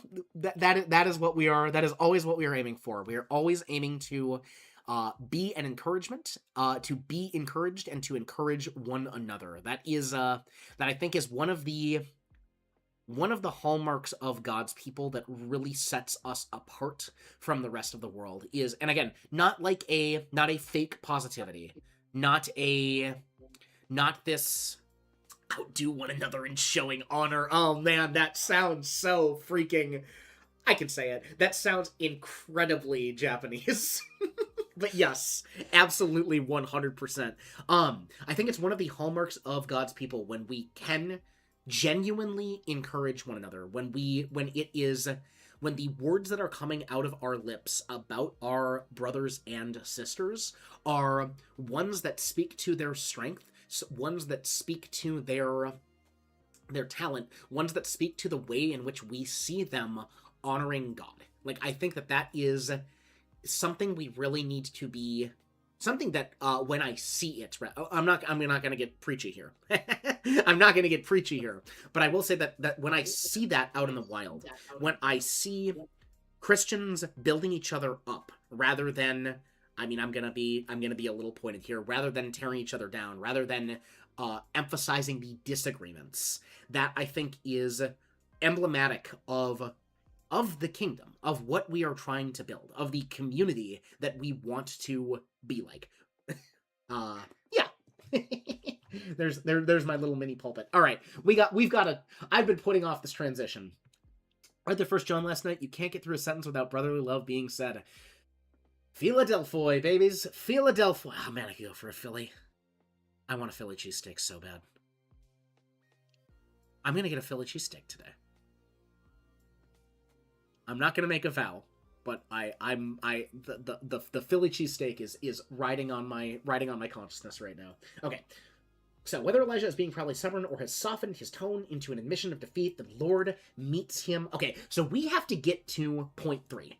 We have to get to point 3 in that stillness stabilizes spectacle. And I think, we've already built into it. Whether Elijah is being proudly stubborn or has softened his tone into admission of defeat, the Lord meets him where he is. We can recognize that Elijah has done great and mighty works for God in accordance with his will. With God's will. Let's not be ambiguous here. In accordance with God's will. We can recognize that Elijah has done great and mighty works for God in accordance with God's will. Elijah has brought the spectacle of the Lord before the people. We can also recognize that Elijah has run himself ragged to the point of despair, and to the point of wishing to die.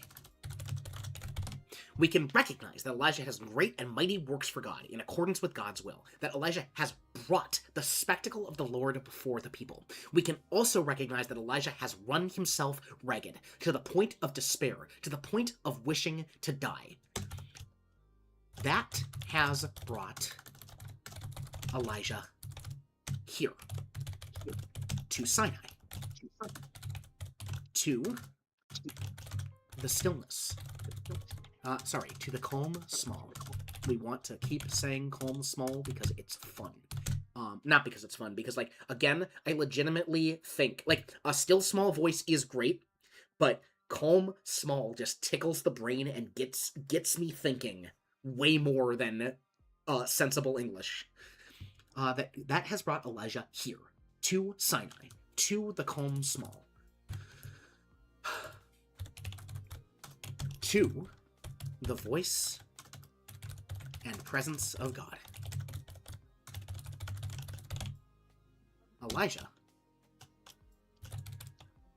is learning this lesson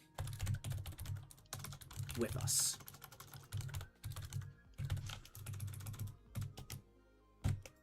Oh yeah, there's our transition. Oh man, that hits it hard. Oh my goodness gracious. I am happy with that. Okay. And what is the lesson that Elijah is learning? Give me a new note. Where's my new note button? New note, new note. Uh-oh. Elijah is learning that crimes have happened, and that the sword is being born with the sound of sirens. Elijah. Whether Elijah is being proudly shouting to soften his tone into admission of defeat, the Lord meets him where he is. We can recognize that Elijah has done great and mighty works for God in accordance with God's will. Elijah has brought the spectacle of the Lord before the people. We can also recognize that Elijah has run himself ragged to the point of despair, to the point of wishing to die. That has brought Elijah here, to Sinai, to the calm small, to the voice and presence of God. Elijah is learning this lesson with us. That spectacle, or that stillness. That stillness stabilizes spectacle. Boom! Yeah! We got there. That's some structure, and that is some what I like to call rhetorical cheating, because points do not necessarily follow hit for hit, but if you get just a little bit emotional, if you pull the audience into the narrative just a little bit, you can grease the wheels, and that is 100% what I am doing here. Okay, so. Let's see if that'll preach. Now, I want to give Elijah some credit here, or at least consider the possibility. Slow down.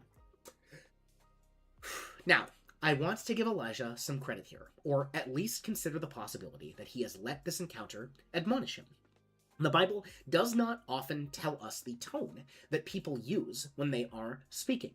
Yes, Elijah has given the same answer as previously, word for word. But let's consider some possibilities with our sanctified imagination. Nothing off the rails, we're not going to go crazy, but let us think about, because the Bible has not given us a tone, let us think about what that tone could be. Now, perhaps Elijah still is being stubborn, clinging to his case, digging his feet into the ground, despite such a wondrous encounter. That would certainly be in keeping with what we understand of our prophet's character up to this point. Elijah is stubborn. Elijah calls shots. Elijah does what Elijah thinks is right, and Elijah sticks to Elijah's guns pretty much consistently throughout his life that we have followed. And God has made good use of Elijah's chutzpah up to this point. This is certainly something that God has been willing to and has engaged with. I, however, find this unlikely. Let us remember where and how Elijah was prior to this encounter with God. The man was in despair. Now Elijah is speaking personally with the Lord. It is beyond me to imagine that this would not humble him in some respect. Elijah will call his shots. Elijah will speak the word of God. But when Elijah is face to face with God himself, I cannot imagine that the prophet does not change his tone just a little bit. When I read this passage, and you are free to disagree with me, beloved, I still hear his stubbornness, don't get me wrong, but more so, I hear his hurt. I hear a child of God who feels lost, bringing this sorrow to his father. Elijah does not understand why his efforts have failed to produce results. Elijah feels alone. Elijah feels as though he is the only man faithful to God in Israel anymore. Has he not been doing the will of God for his entire ministry? That is what I hear from our prophet. But whether he is being proudly stubborn, or has softened his tone into an admission of defeat, into a soft question for God, the Lord meets him where he is. Now, we can recognize that Elijah has done great and mighty works for God in accordance with God's will, that Elijah has brought the spectacle of the Lord before the people, that Elijah has literally rained the fire of God down from heaven to make his point. But we can also recognize that in doing this, Elijah has run himself ragged to the point of despair, to the point of wishing to die. That is what brought Elijah here to Sinai. to this calm small, to the voice and presence of God. Elijah is learning this lesson with us. The lesson that stillness stabilizes spectacle. Yeah, that'll preach. Whew! Oh, that's hot. That's good. That gets us there. Thoughts?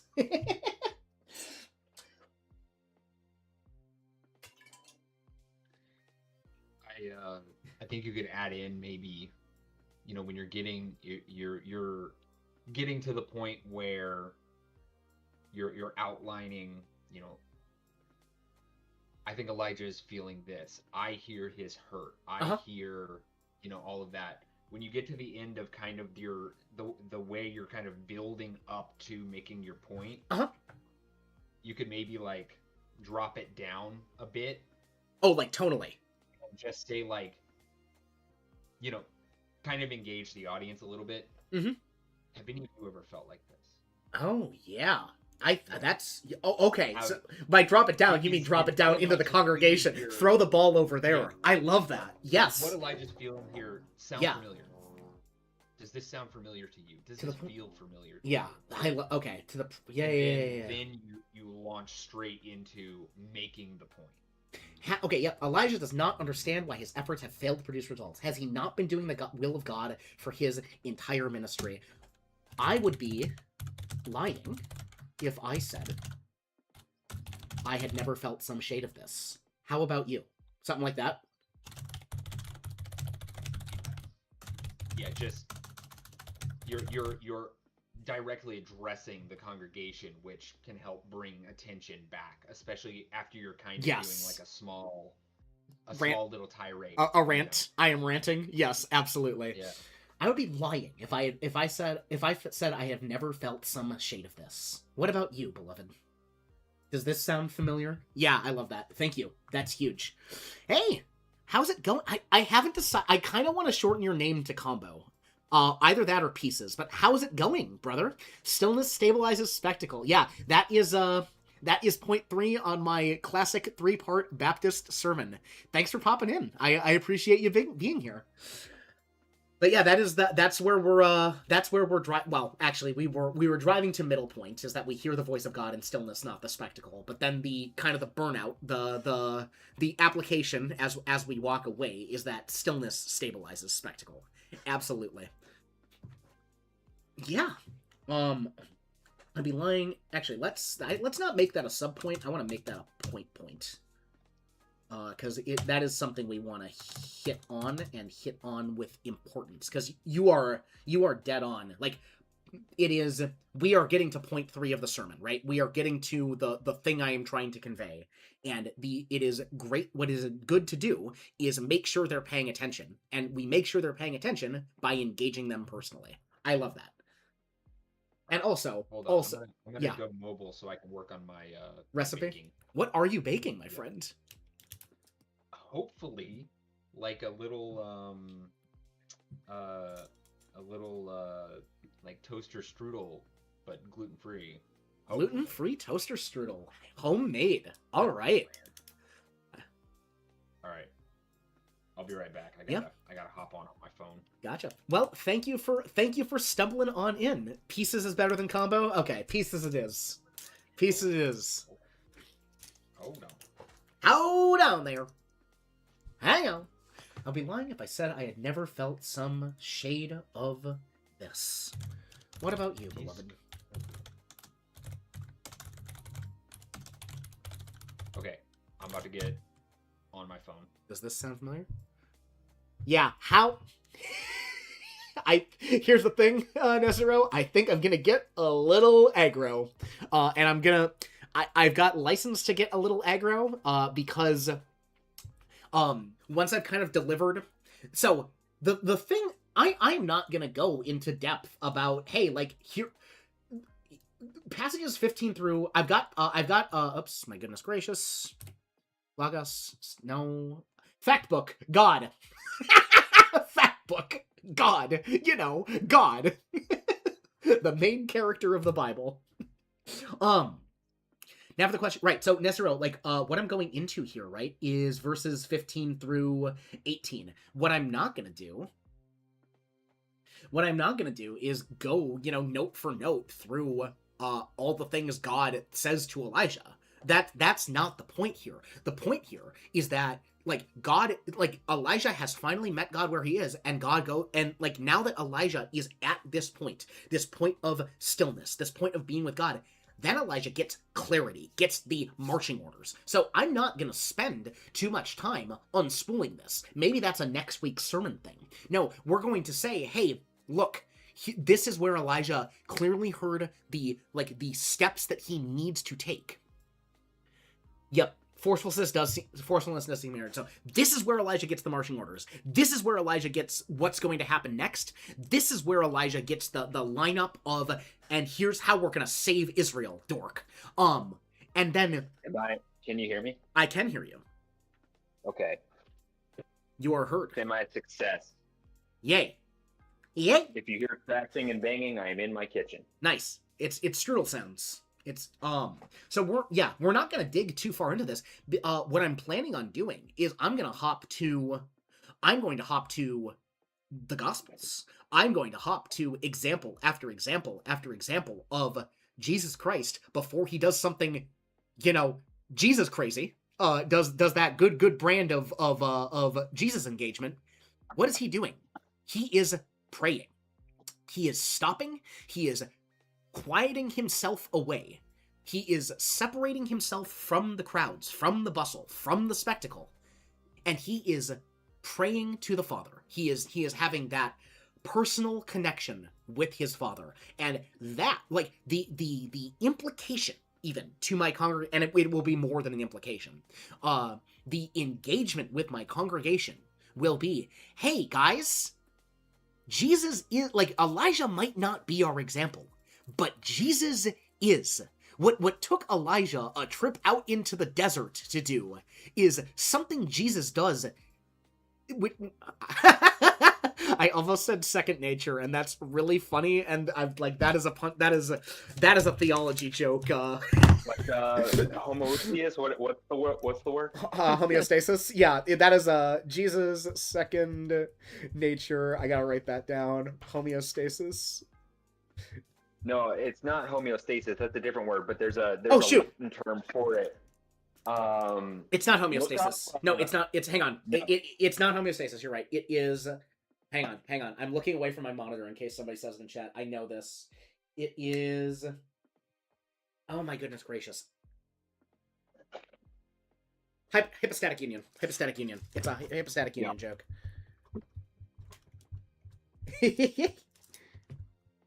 Yes, that is a great setup for a hypostatic union joke. Is Jesus does this almost like it's second nature. Whoops. But it Jesus does this as second nature. Jesus does this as standard it's Jesus SOP to stop, slow down, pull himself away, take time away from the hustle and the bustle and the spectacle to pray. And we can easily connect Elijah to that.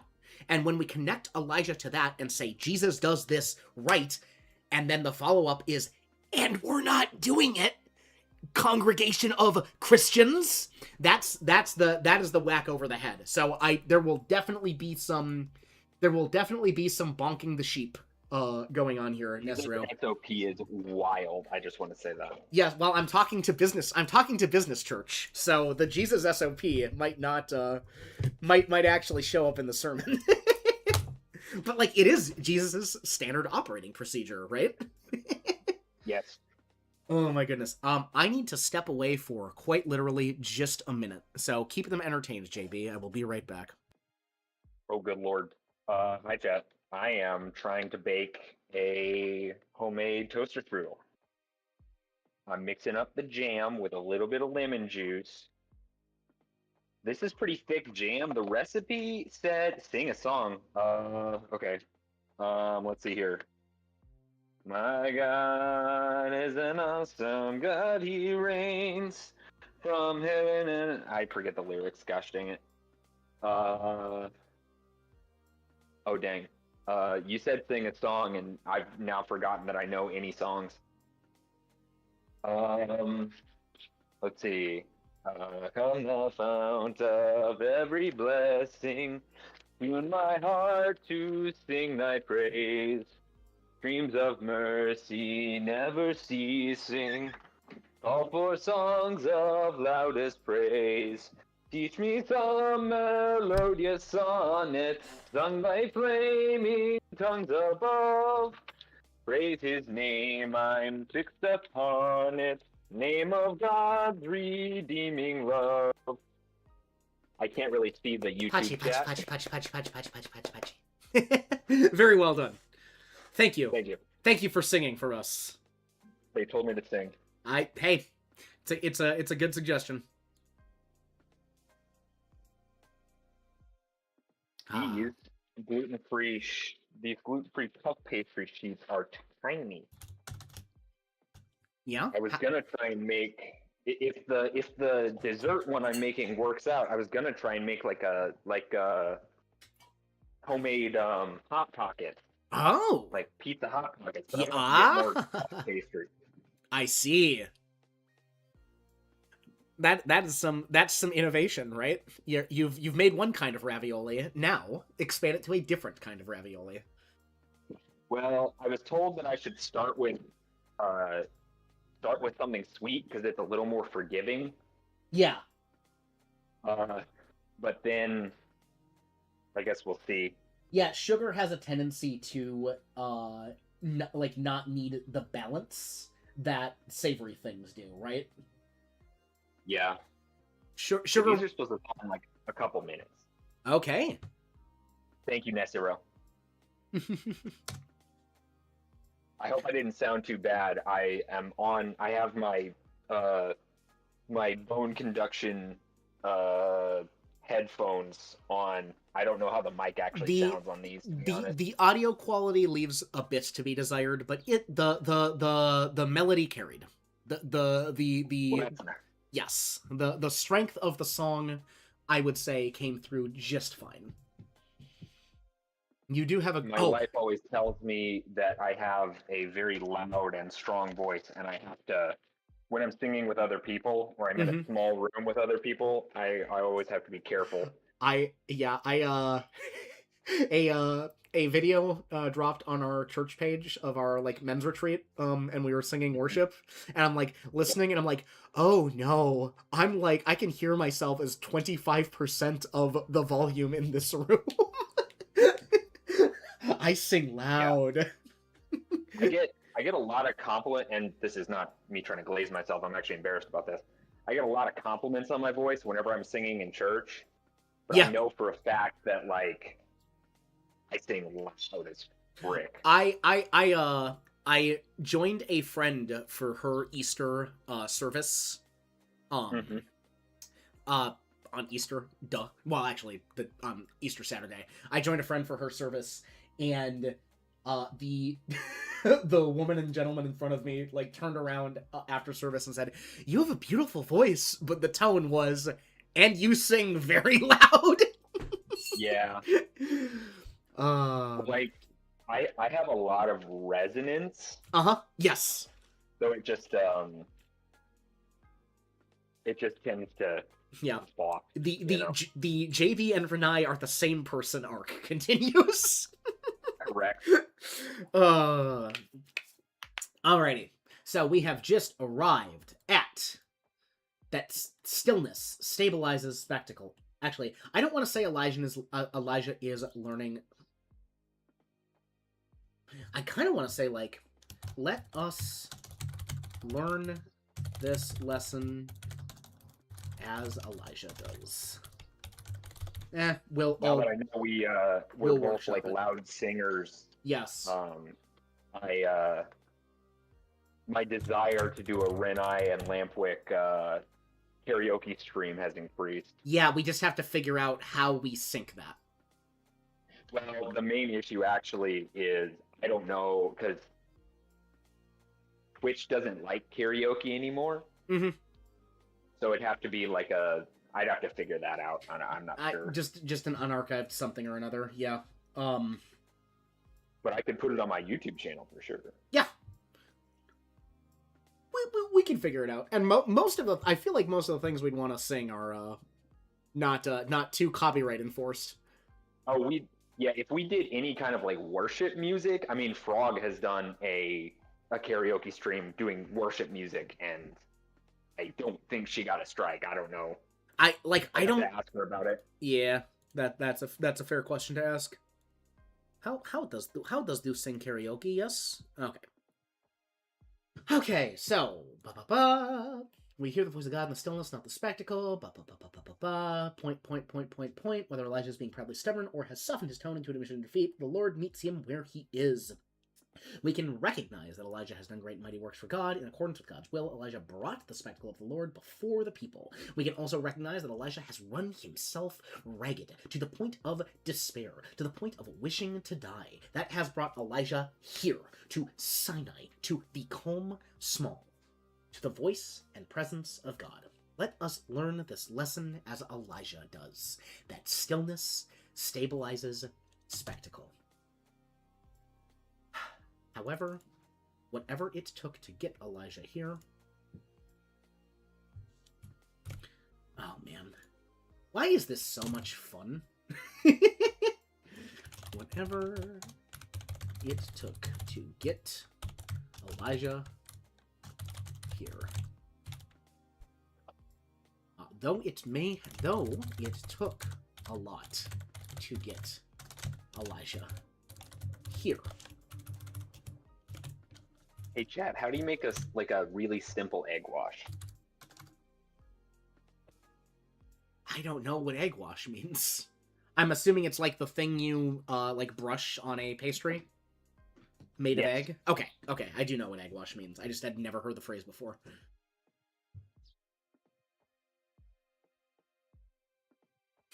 I kind of want to ask my Logos study assistant, just out of curiosity. Hey, Logos, how do you make a really simple egg wash? I'm going to do it. I want to see what it like. I don't think it's going to hurt do you anything. make a really simple egg wash? All right, what do you got for me, buddy? I'm burning down a forest for this. I'm consuming an ocean to ask this question. An egg wash is made by whisking together an egg with a tablespoon of water, smooth milk.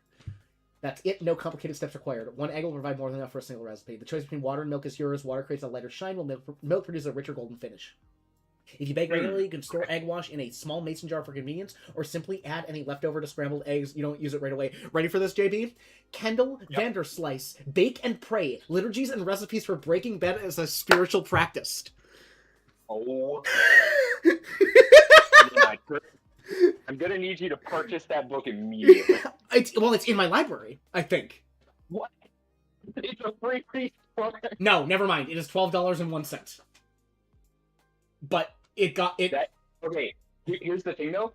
I'm actually kind of interested in the premise. Like, it's not just a meme. Yeah. That actually kind of sounds like I'm interested to hear what his arguments are. I am sending you the link right now.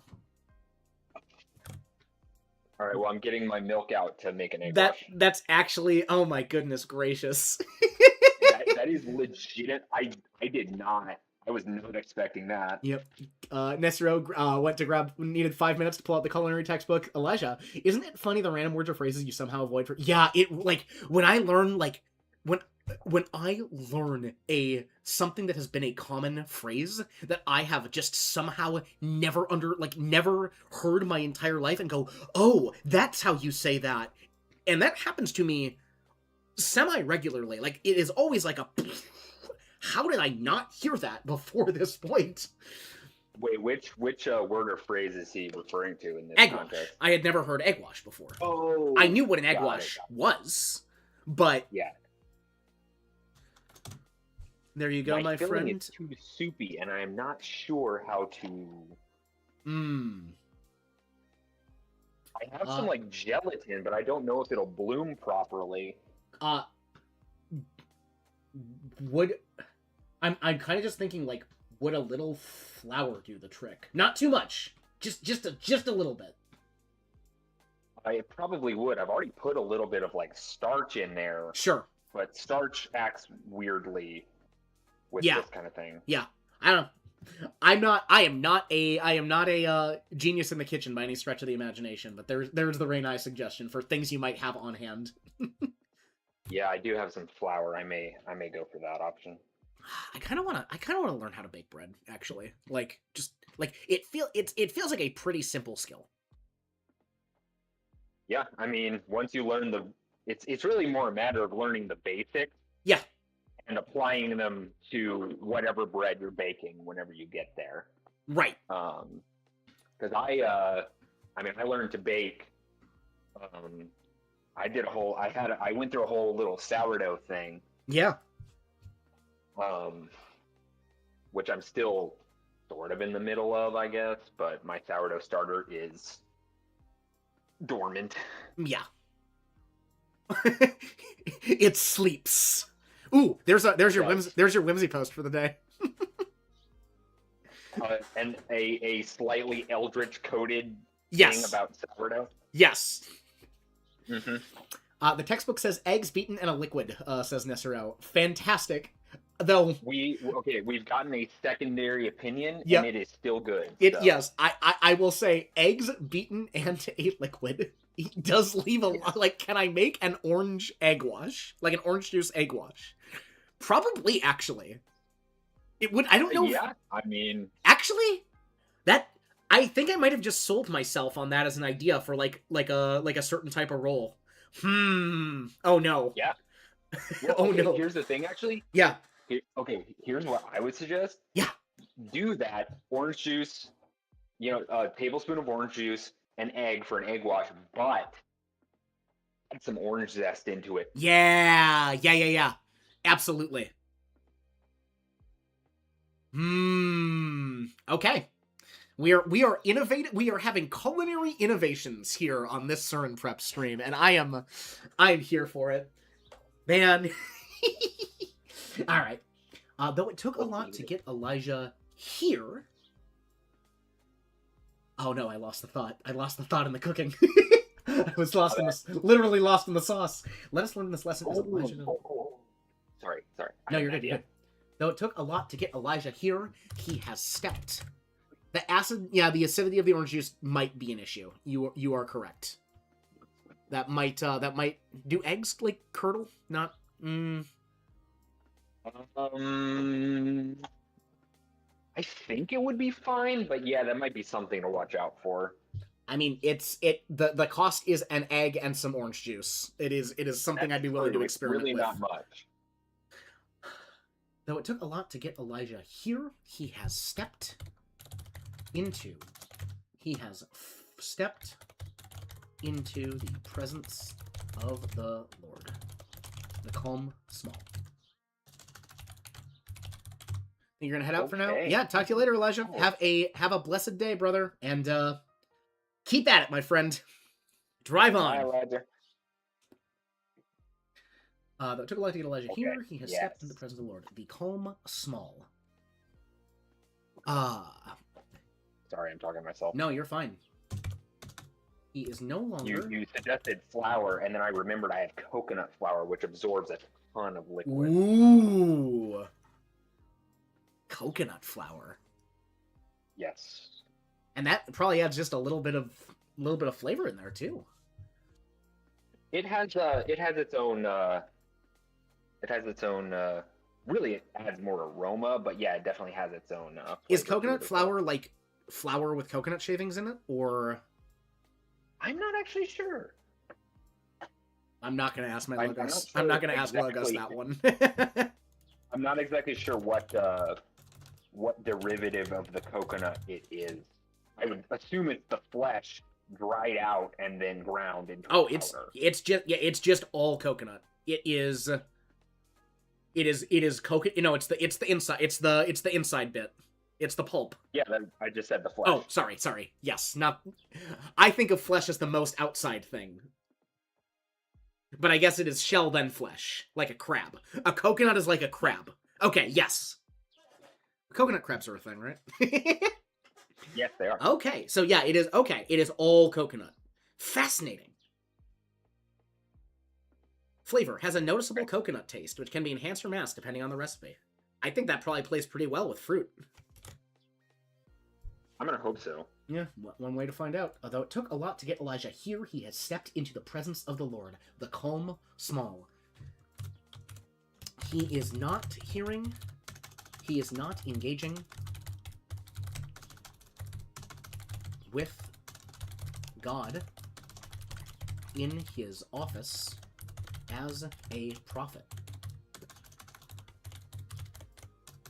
but rather personally.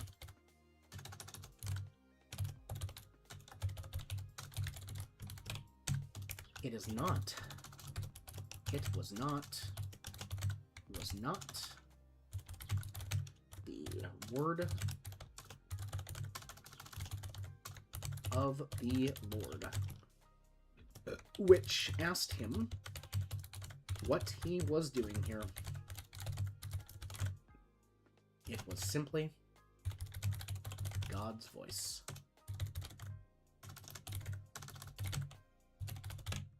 It was not the word of the Lord which asked him what he was doing here. It was simply God's voice. And if you want to split hairs on that, that's fine. But when the text uses different words, and that I'm justifying myself to a non-existent opponent. But when the text uses different words here, it means something, and I can't think of what else it would mean.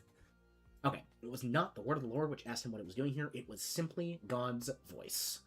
Ba-ba-ba. Whether Elijah was... Okay. I am going to end up using a little bit of gelatin. Okay. I mean, when I think of the filling in a toaster strudel, that feels correct. There is it has a distinct gelatin aspect to it. Yes. It took a lot to get Elijah here. He has stepped into the presence of the Lord, the calm small. He is not engaging with God in his office as a prophet, but rather personally. It was not the word of the Lord which asked him what he was doing here. It was simply God's voice. Please tell me that... Yep, and it's still not the word of the Lord. Oh, good. I was worried the point I was making was about to be thrown off.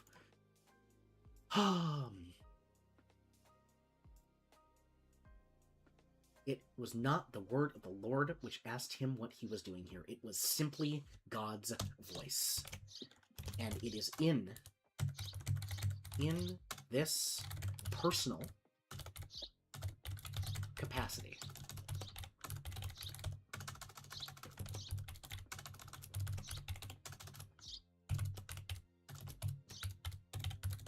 which God continues to speak to Elijah here.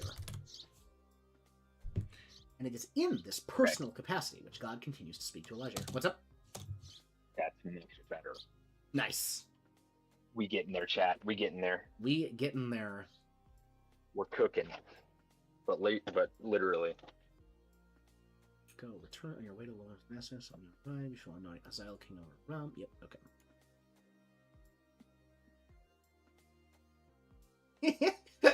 I do love that God does take a little pot shot at Elijah here, though. That's right. I do gotta mention that, because Elijah's complaint, right, is only I am left. I am the last faithful, and God goes, "Hey, man, there are 7,000 faithful in Israel still. Like, hey, Elijah, let's calm down just a bit, bud. Let's back it up, buddy. Let's back it up. I get you. I see where you're coming from. I'm here with you, Elijah. I'm here, but you're the only faithful left. Elijah, I love you. I love you. I really do, but... Well, what's funny about that, too, is that Elijah is making an assumption based on his human knowledge when... Who would know better how many faithful there are in Israel but God? Right, precisely. The only person who can actually have a question to that answer to that question is, you know what? I think that might be something to note earlier, rather than here, because here we're kind of on the denouement. Elijah is very focused on what has run him ragged. I feel like he's been thinking about it since at least then. Elijah could have... Oh, right here. This is where we want to put it. Note it. Yeah, Elijah believes himself to be alone.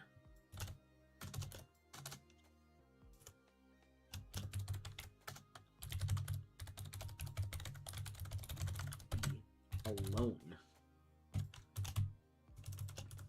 As we will see, I just want to make a note of that here. As we will see later, this is not the case, but our prophet. I do love calling Elijah our prophet. At this point in Theology and Cooking Stream, are we at the milk, the bread, or the meat? I kind of feel like, despite the fact that JB is not cooking anything with meat in it right now, I feel like we're kind of at the meat. I feel like a sermon has to be a bit meaty. I might be wrong, but that would be my assessment. Elijah believed himself to be alone, as we will see later. This is not the case, but our prophet, nonetheless, feels isolated. Now we're cooking, chat. Nice. We were cooking beforehand. We are still cooking, but we're cooking even harder somehow. We haven't turned on the oven yet, but this is fire. Oh no, the oven's preheating. The oven is preheating. There's the fire, baby. All right. Elijah is convinced that he alone is left. Oh, I have oiled this pan well enough because I'm about to start actually assembling these. Wish me luck. This is the hard part. Godspeed. God dexterity. Though it took a lot to get Elijah here, he has stepped into the presence of the Lord, the calm small. He is not engaging with God in his office as a prophet, but rather God is not engaging with him. That's how we gotta phrase that. God is not engaging with Elijah in his office. Elijah. I've written it out so many times, one might think I actually knew how to spell Elijah at this point, but one would be wrong. God is not engaging with Elijah in his office as a prophet, but rather personally. It was not the word of the Lord which asked him what he was doing here. It was simply God's voice. And it is in this personal capacity which God continues to speak to Elijah. All right. Filling is filled. Nice. Now I have to close and crimp. This is the hardest part of the biscuit model, or the ravioli model, the dumpling model confection is the closing bits. Indeed. Yes. But I get to just lay it on top of the other sheet and crimp it with a fork. So. Oh, there you go. Okay. Yeah, my recipe I have most developed is piroshki, which are Russian beef and cabbage buns. And that dumpling is one whole piece of dough that you've got to wrap over itself, and that is the skill that needed the most perfection. Okay. The Lord said to him, "Go, return on your way to the wilderness of Damascus, and where you have arrived you shall anoint Hazael king over Aram, and Jehu the son of Nimshi you shall anoint king over Israel, and Elisha the son of Shaphat of Abel Meholah you shall anoint as a prophet in your place. It shall come about, the one who escapes from the sword of Hazael, Jehu shall put to death. The one who escapes from the sword of Jehu, Elisha. How do you pronounce Elisha? I've always just pronounced it Elisha, so. Elisha. Okay, Elijah. Good. Jehu shall put to death, the one who escapes from the sword of Jehu, Elisha shall put to death. Yet I will leave 7,000 in Israel, all the knees that have not bowed to Baal, and every mouth that has not kissed him.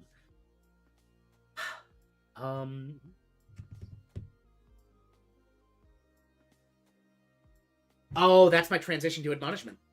My transition to admonishment is that even in meeting Elijah where he is at, even in giving Elijah the marching orders that Elijah so desperately needs, because Elijah is, goal-oriented, goal-driven, God still slips an admonishment in here, right? God still says, you have, even if he does not directly state it, he says, you have been operating on a false premise. You have said something untrue, and you are wrong, but that is cause for hope. Okay, perfect. Let's make a note of that, because we are getting to the point where I don't know if I'm going to get down there by the end of stream, but I want to be thinking about it. Transition. Admonishment.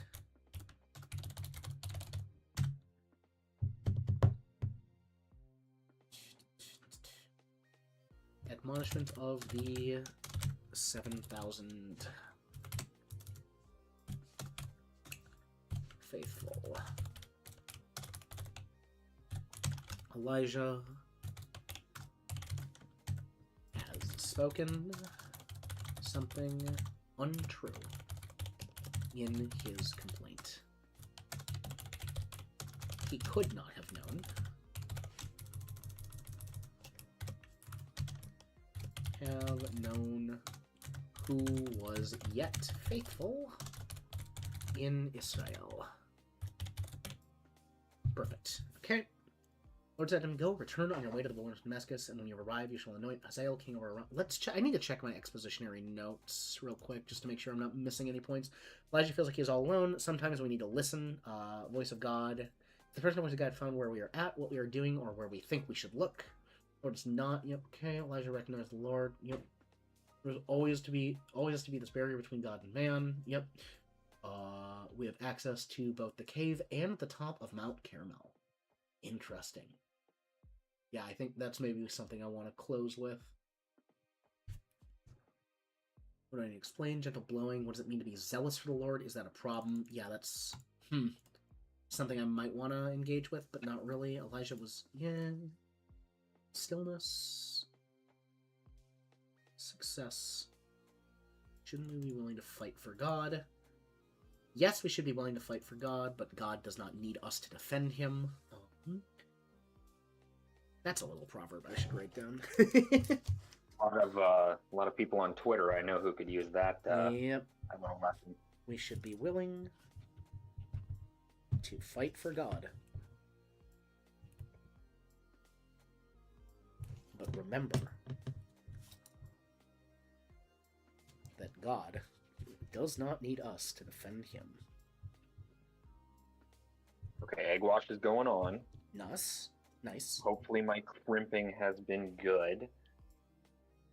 It's about to go in the oven. So, moment of truth here. Moment of truth. Just like Elijah's having. Yeah. Okay. What might happen when we take time to be still and listen for... Okay, that's... Okay. I say moment of truth, the 20-ish minutes of truth. The as I 20-ish minutes of truth. Okay. Okay. Popping it in the oven. Nice. So it took Here we a go, lot to chat. get Elijah... Chat, it's going in the oven. Chat, this is going to be epic. 20 minutes of waiting. Developing that fruit of patience. Cultivating that fruit of patience. Is that just like... Am I doing the Rad 90s voice? Yeah, I'm doing the Rad 90s voice. Yes. I love the Rad 90s voice. Dune Crasher Extreme. Yeah, okay. Pretty much, yeah. No, it took a lot to get Elijah here. Time to make a glaze. Wow, a glaze. Okay, we are veering dangerously towards. Radical. Yeah, so radical. All right. Though it took a lot to get Elijah here, he is stepping into the presence of the Lord. Be calm, small. God is not engaging with Elijah in his office as a prophet, but rather personally. It was not the word of the Lord which asked him what he was doing here. It was simply God's voice. And it is this personal capacity in which God continues to speak to Elijah. The Lord said to him, time to recite a litany 5 times for time. I like the way you think. Oh my goodness, why would I set my microwave timer, my oven timer, when I can instead know that it takes me 4 minutes to state this litany? So I'll just state this litany 5 times. Oh, that's fantastic, Nesero. The Lord said to him, go, return on your way to the wilderness of Damascus, and when you have arrived, you shall anoint Hazael king over Aram, and Jehu, the son of Nimshi, you shall anoint king over Israel. And Elisha, the son of Shaphat, the radical voice reminded of, all right, Tails. you usually use milk or water for a glaze? I have a... Milk sounds right. I don't have a lot of milk. I'm gonna use water. Understood. We'll just use thick water. Man, I hate the idea of thick water. It's not that different from the idea of hard water. Yeah. Yeah, thick water sounds kind of creepypasta-y, actually. Now that I'm thinking about it. No, thick water is a real thing. Oh, what is thick water? So, certain people have, I don't know if you call it a physical disease. I guess it's a physical disease, but it may have more mental implications, where people cannot drink regular water due to like a texture thing. So thick water is the way that they would hydrate. Huh. Look it up. It's a real thing. Just look up thick water. Goodness gracious. I forgot that Just, can has a spring back. Agreed, Nesero. We all just want to stay away from heavy water. Thick water is regular water modified with thickening agents like xanthan gum to increase its viscosity. Dysphagia. Yeah. Okay. Now I'm reading about dysphagia. Okay, so it is either dysphagia is often classified as a symptom, but sometimes it is a condition in its own right. Oh, okay. We have no idea what it actually is. Like, what actually causes it. Mm-hmm. It can be neuromuscular, but it can also just entirely be psychosomatic. Fascinating. Yeah. Okay. Some patients have limited awareness of their dysphagia, so the lack of the symptom does not exclude the possibility of an underlying disease. That's fascinating. Huh. I mean, it's a little sad, but goodness gracious. Complications, aspiration, pneumonia, dehydration, and weight loss. Yeah, because, not watering. Yeah. Mm-hmm. Or watering wrong. Yep. Okay. No, so... You're learning about all kinds of things today, chat. Yeah. Baking, dysphagia, thick water. I mean, come on. Thick water. Good old thick water. There. I added too much vanilla to this. Quick, add chocolate to balance it out. Well, it's not the taste; it's the color. I know. Oh, okay. So not too much vanilla, such that it's going to. Okay. I mean, presentation's not. It's super important on the. I would say on the first batch, presentation is. It is good to be aware of it, but should not be the primary worry. Yeah. I've never been able to make a really good, like a really solid glaze. Like it'll taste good, but getting the texture right is extremely difficult. Yeah, I mean,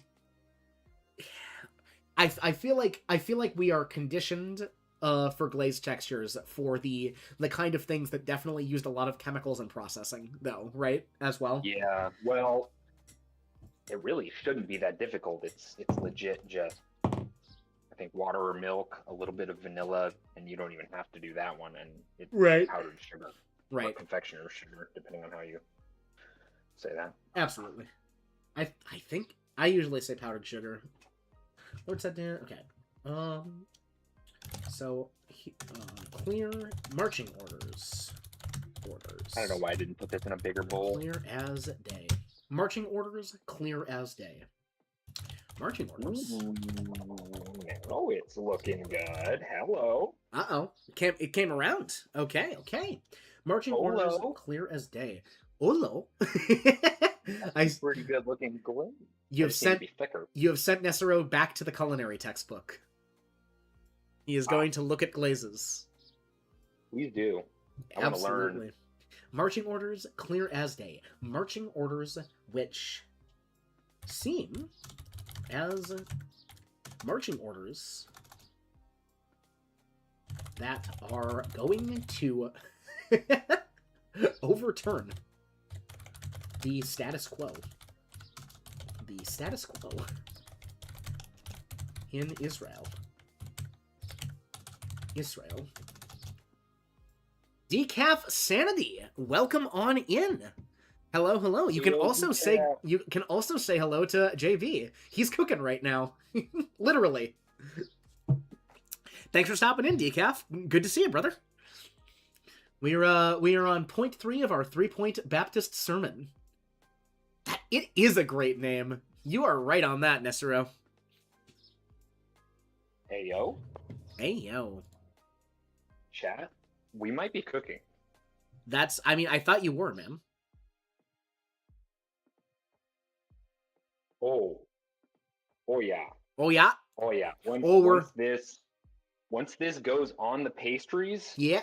and hardens a little bit. Oh, we're cooking. Oh, we're cooking. Oh, boy. Oh, we're cooking there. That's going to be a good pastry right there. Well, jury's still out on the pastries. We got 12 minutes left. Oh, yeah, but, we're going to assume the pastries are good there. They're going to come out of the oven just fine, like. Okay, marching orders, clear as day. Marching orders that are going to overturn the status quo in Israel in a rather spectacular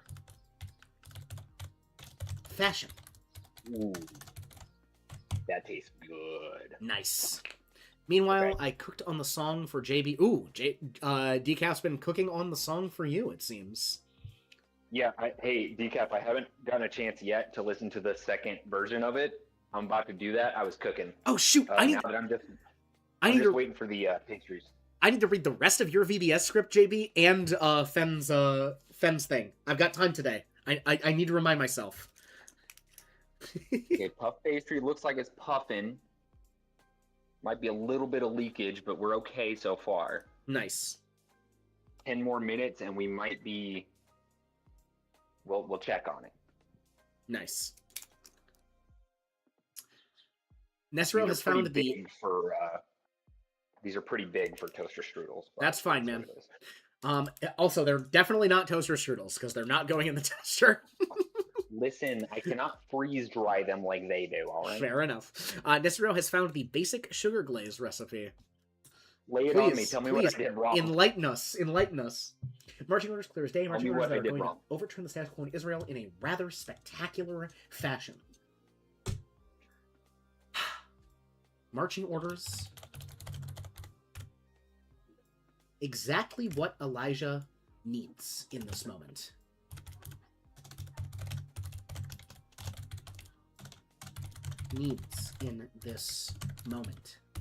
Assurance from God that his ministry will not be for naught. Right now, I'm going to mute you for just like a half second. Exactly what Elijah needs in the moment. Assurance from God that his ministry will not be for naught. Will not be for naught. Assurance. Not used to making music with that kind of vibe. In all intensity and energy, I'm all intensity and energy, so quiet, relaxing vibes are somewhat alien for me. Yeah, I don't make music, but I feel like I'd have much the same problem. Marching orders that are going to overturn the status quo in Israel in a rather spectacular fashion. Exactly what Elijah needs in this moment. Assurance from God that his ministry will not be for naught. A continuation and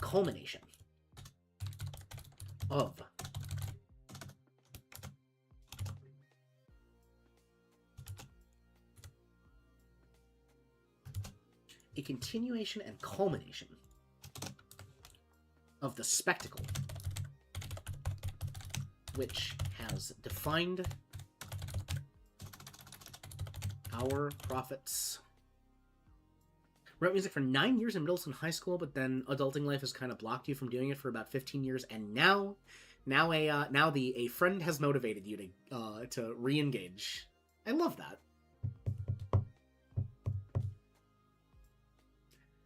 it is so much fun rediscovering our passions and like rediscovering our passions when ignited by God and when ignited by the people around us. Like there is something beautiful in that we are that that either that it is either a desire to do these things for God or a desire to do these things for our neighbors that is pulling that out, right? It adds so much more to the passion than just the passion itself. Basic sugar glaze. Am I still muted, JB? Oh, no, you're not. Basic sugar glaze yield, courtesy of Nesero. 12 ounces. Powdered sugar, sifted. Light cream or whole milk. Unsalted butter. Vanilla extract. Stir ingredients together until smooth. And I can give you portions if you want. But it seems like you were missing butter, effectively. And you have substituted cream or milk for what with water. Well, I don't have a lot of milk. I think Yes. I'm going to screenshot that for next time, but I think what I have may work. I know this whole thing is an experiment. We'll see. Professor Farnsworth is not a floating sheep in the corner. That is my buddy Tommy, Decaf Sanity. And he is dressed up for Bible study. Do I have more Tommy hats on me? We can add more Tommy. Chat? The Chat? puff pastry is puffing. Nice. I love that for you. The egg wash is browning too. Looking Amazing. kind of golden and eatable. So here's Tommy farming, with his little farmer's hat and his little piece of grass. Here is. Wait, it's not showing up. It will. Oh, it will. My bad. Latency. Here is Tommy. What else do we got? This one's called no. Here is Tommy on fire. As he does. Tommy show off stream. Here is. I like this sheep a lot. I love this sheep, actually. This sheep is.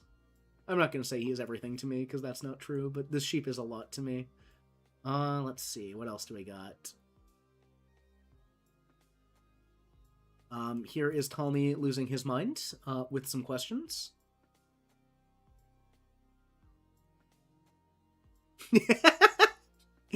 And one more Tommy for the road. What do we got? Here is Tommy ready to maybe do some things with sticks and stones that Tommy maybe shouldn't do. Yeah, Tommy is a sheep. Tommy is a representation of the. I think Tommy is best understood as a representation of my desire for chaos, bottled down into a little channel mascot, so that I can remain wise and wise and engaged. He is going out to break some bones, indeed. But Tommy's name is a shortening of the Hebrew Talmid, which means student. So as we are all sheep in the Lord's flock, we are all students of His word, and that is what Tommy is meant to convey. Now go away, Tommy. Well, Nerd Tommy can stay. He is going out to break some bones. Tommy has how should I put this? Tommy holds to his convictions more closed-handed than I do. Because Tommy is kind of how I used to be. But we can go, we may get into a fair bit of mischief indeed, but we can go from sheep to shepherd. We can engage the word of God and let it seep into our hearts and take us from a place of just learning, take us from a place of listening with some mischief to a place where we can, and again, not teaching with any sort of stated authority, to a point where we can explain the word of the Lord to others, explain what it has done for us and what it means to us. So yeah. Hey, chat. Puff 4 pastries? minutes left. 4 minutes. A little bit of leakage on one of them, but the others seem to be staying strong. I will say I needed way more filling than I thought, but it's okay. because the light buttery puff pastry should be good with the glaze. Amazing. So I'm going to take pictures when they're done, amazing. and I will send them to you, Renai, if you want to like pop them up for chat to see. Yeah. I am I will go a little longer on stream for showing this off, my friend, for sure. 3 minutes. Yes, 3 minutes. it's near perfect timing. So I just got Maria Grace's go live notification, and it is Maria Grace sent you a message. Click to read, which is very good. Very good engagement. Very good for engagement. Indeed. Oh my goodness. Marching orders clear as day, marching orders that are going to overturn the status quo in Israel in a rather spectacular fashion. Exactly what Elijah needs in this moment, assurance from God that his ministry will not be for naught. A continuation and culmination of the spectacle which has defined our prophet's ministry. But he needed... Decaf, if you're still in the chat, I sent you some more stuff in the Discord to get an idea of vibes. Bundle of Cats does that? He said, Bundle of Cats sent you a DM. Yeah, that is that's good for engagement. Also, speaking of engagement, would you like to know what I have realized, JB? What's up? The streams that I get the most engagement on, hands down, are these ones. These streams that people actually... The sermon ones. Which, like, they are also probably the streams I have the most fun with. I mean, AO, let's go, you know? Yeah. And, like, here's the thing, man. I've only got to... my homework is only this one. But I kind of feel like doing the rest of Elisha's life, too. Like, actually building the sermon series that leads up to this. Well, like, I mean, it's your show, dude. Yeah. So, like, that kind of seems like something that might become a stream fixture going forward. And it's not like it... Yeah. It's not... Yeah. Oh, please finish your statement. I'm sorry. It's not like it conflicts with channel mission. Continue. Hand cam is a thing now. Nice. There you go, man. So I might try and do a writing stream. We'll see. Heck it yeah. may just be like you and Decaf in the chat, because I don't know who's going to want to come to a writing stream, but... Well, I didn't know who wanted to come to a sermon prep stream, and the answer is more people than want to come to other streams of mine. So, you never know until you try, right? Yeah. Here's the thing, like, sermon prep streams is kind of a niche. Like, I don't know if there are other people doing this.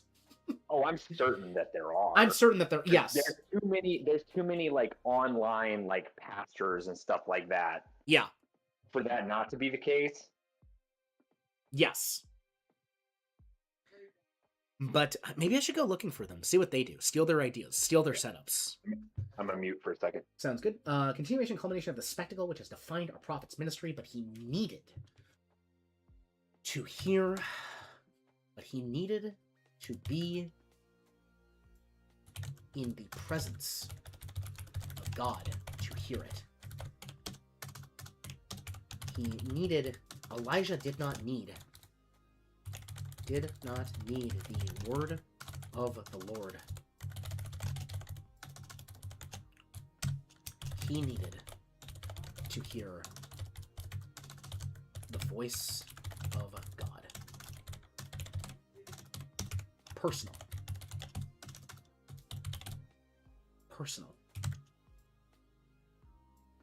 A calm, small. Elijah did not need the word of God. He needed to hear, or the word of the Lord. He needed to hear. Elijah did not need the word of God. Elijah did not need the word of the Lord. He needed the voice of God. Personal. In the calm, small.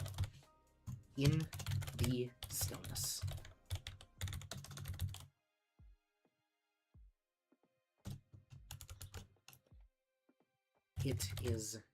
It was this stillness. Listening to them now, trying to figure out where to place them in the piece. I've lost the context. My apologies, Decaf. Continuation and culmination of the spectacle, which is defined a prophet's ministry, but he needed to be in the presence of God to hear it. Elijah did not need the word of the Lord. He needed the voice of God, personal, in the calm, small, in the stillness. It is through this stillness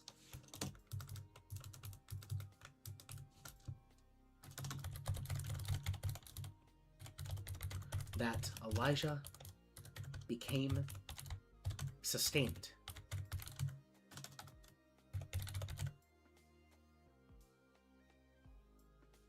To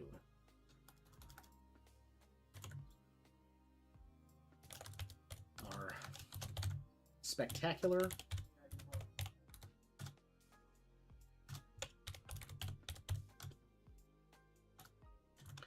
where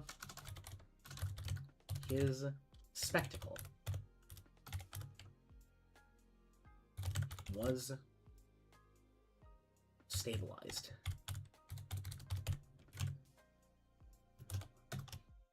This stillness brought Elijah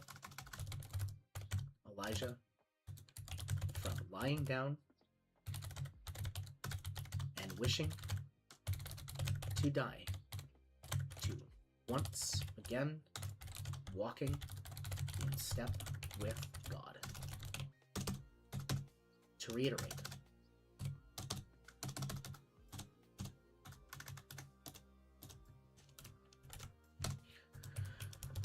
stillness stabilizes spectacle. Yeah. Oh my goodness. That's a all right.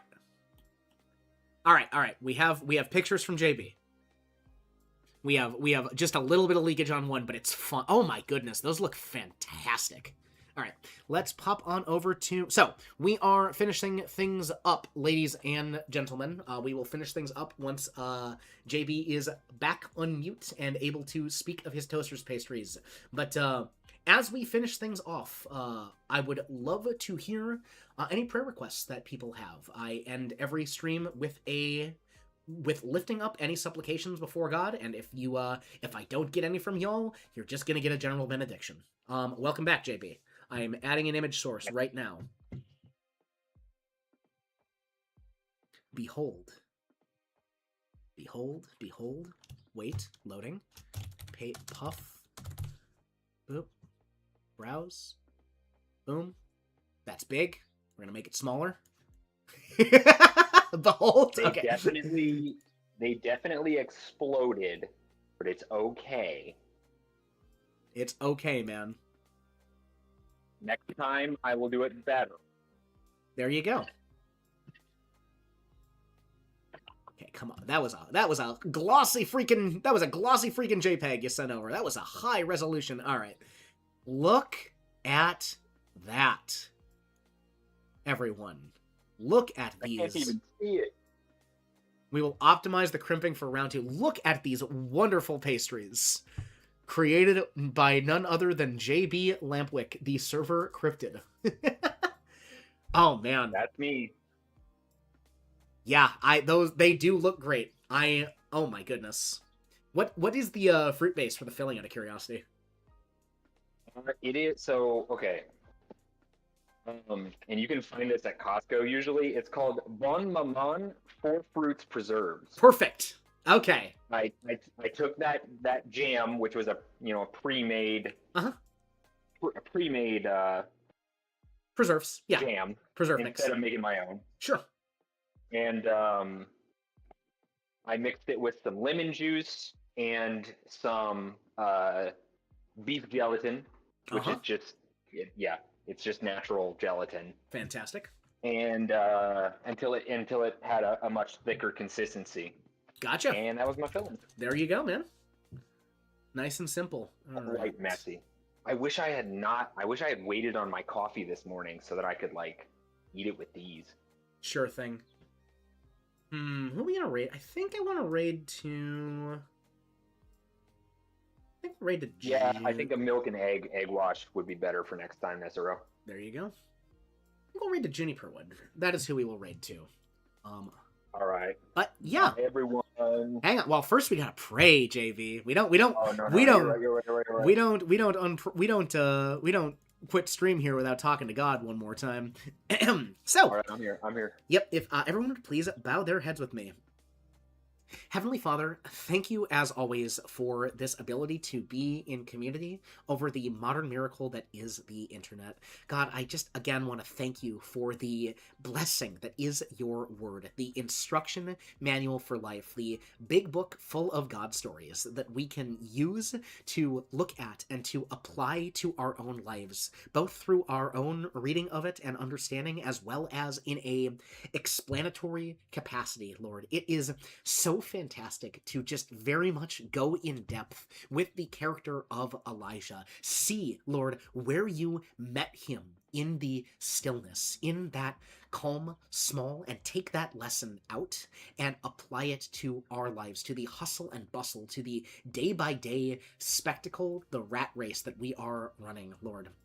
Lord, I ask that we are keeping this lesson in mind as we go through our weeks, but more so, God, that we are keeping you in mind, that we are constantly looking at the blessings of life and creation that are all around us, that surround us as we live our lives out, and recognizing you as the giver of those things, Lord, that we are thinking those high thoughts of you and ever striving to meet you, God, and to do your will. Lord, I just pray this over the chat as we take the break until what will likely be next Thursday, where we get to see each other again. But Lord, I pray these things through your Holy Spirit within me, imputed there in righteousness by the death and resurrection of your Son, Jesus Christ, in whose mighty name I commend these prayers to you, the Father, such that if they are your will, they be done. Amen. Oh my goodness. Amen. I was not expecting this stream to be what it was with the addition of cooking, but boy howdy was that fun. Thank you as always for dropping in, my friend, and my friends, all of you in chat as well. This was an absolute blast. And again, I think I am next expected to be live for you all on Thursday at 6 p.m. Central. I'll shuffle up my schedule, might do sermon prep, might do more Jacob. I kind of got to get through that Jacob study. I started it. I got to finish it. But we shall see. Scheduled to be out tomorrow. Thank you, everybody, for being here. It's been fantastic. And we're going to raid on out to Junie Perwood here, who is a sister in Christ, who I believe is more an artist. Indeed. Godspeed to you all. Godspeed to you, Nessero. And until next time, everyone, this has been Rainai Paragonic. And I am wishing you all a Paragonic Renaissance. Bye, everyone. Bye-bye.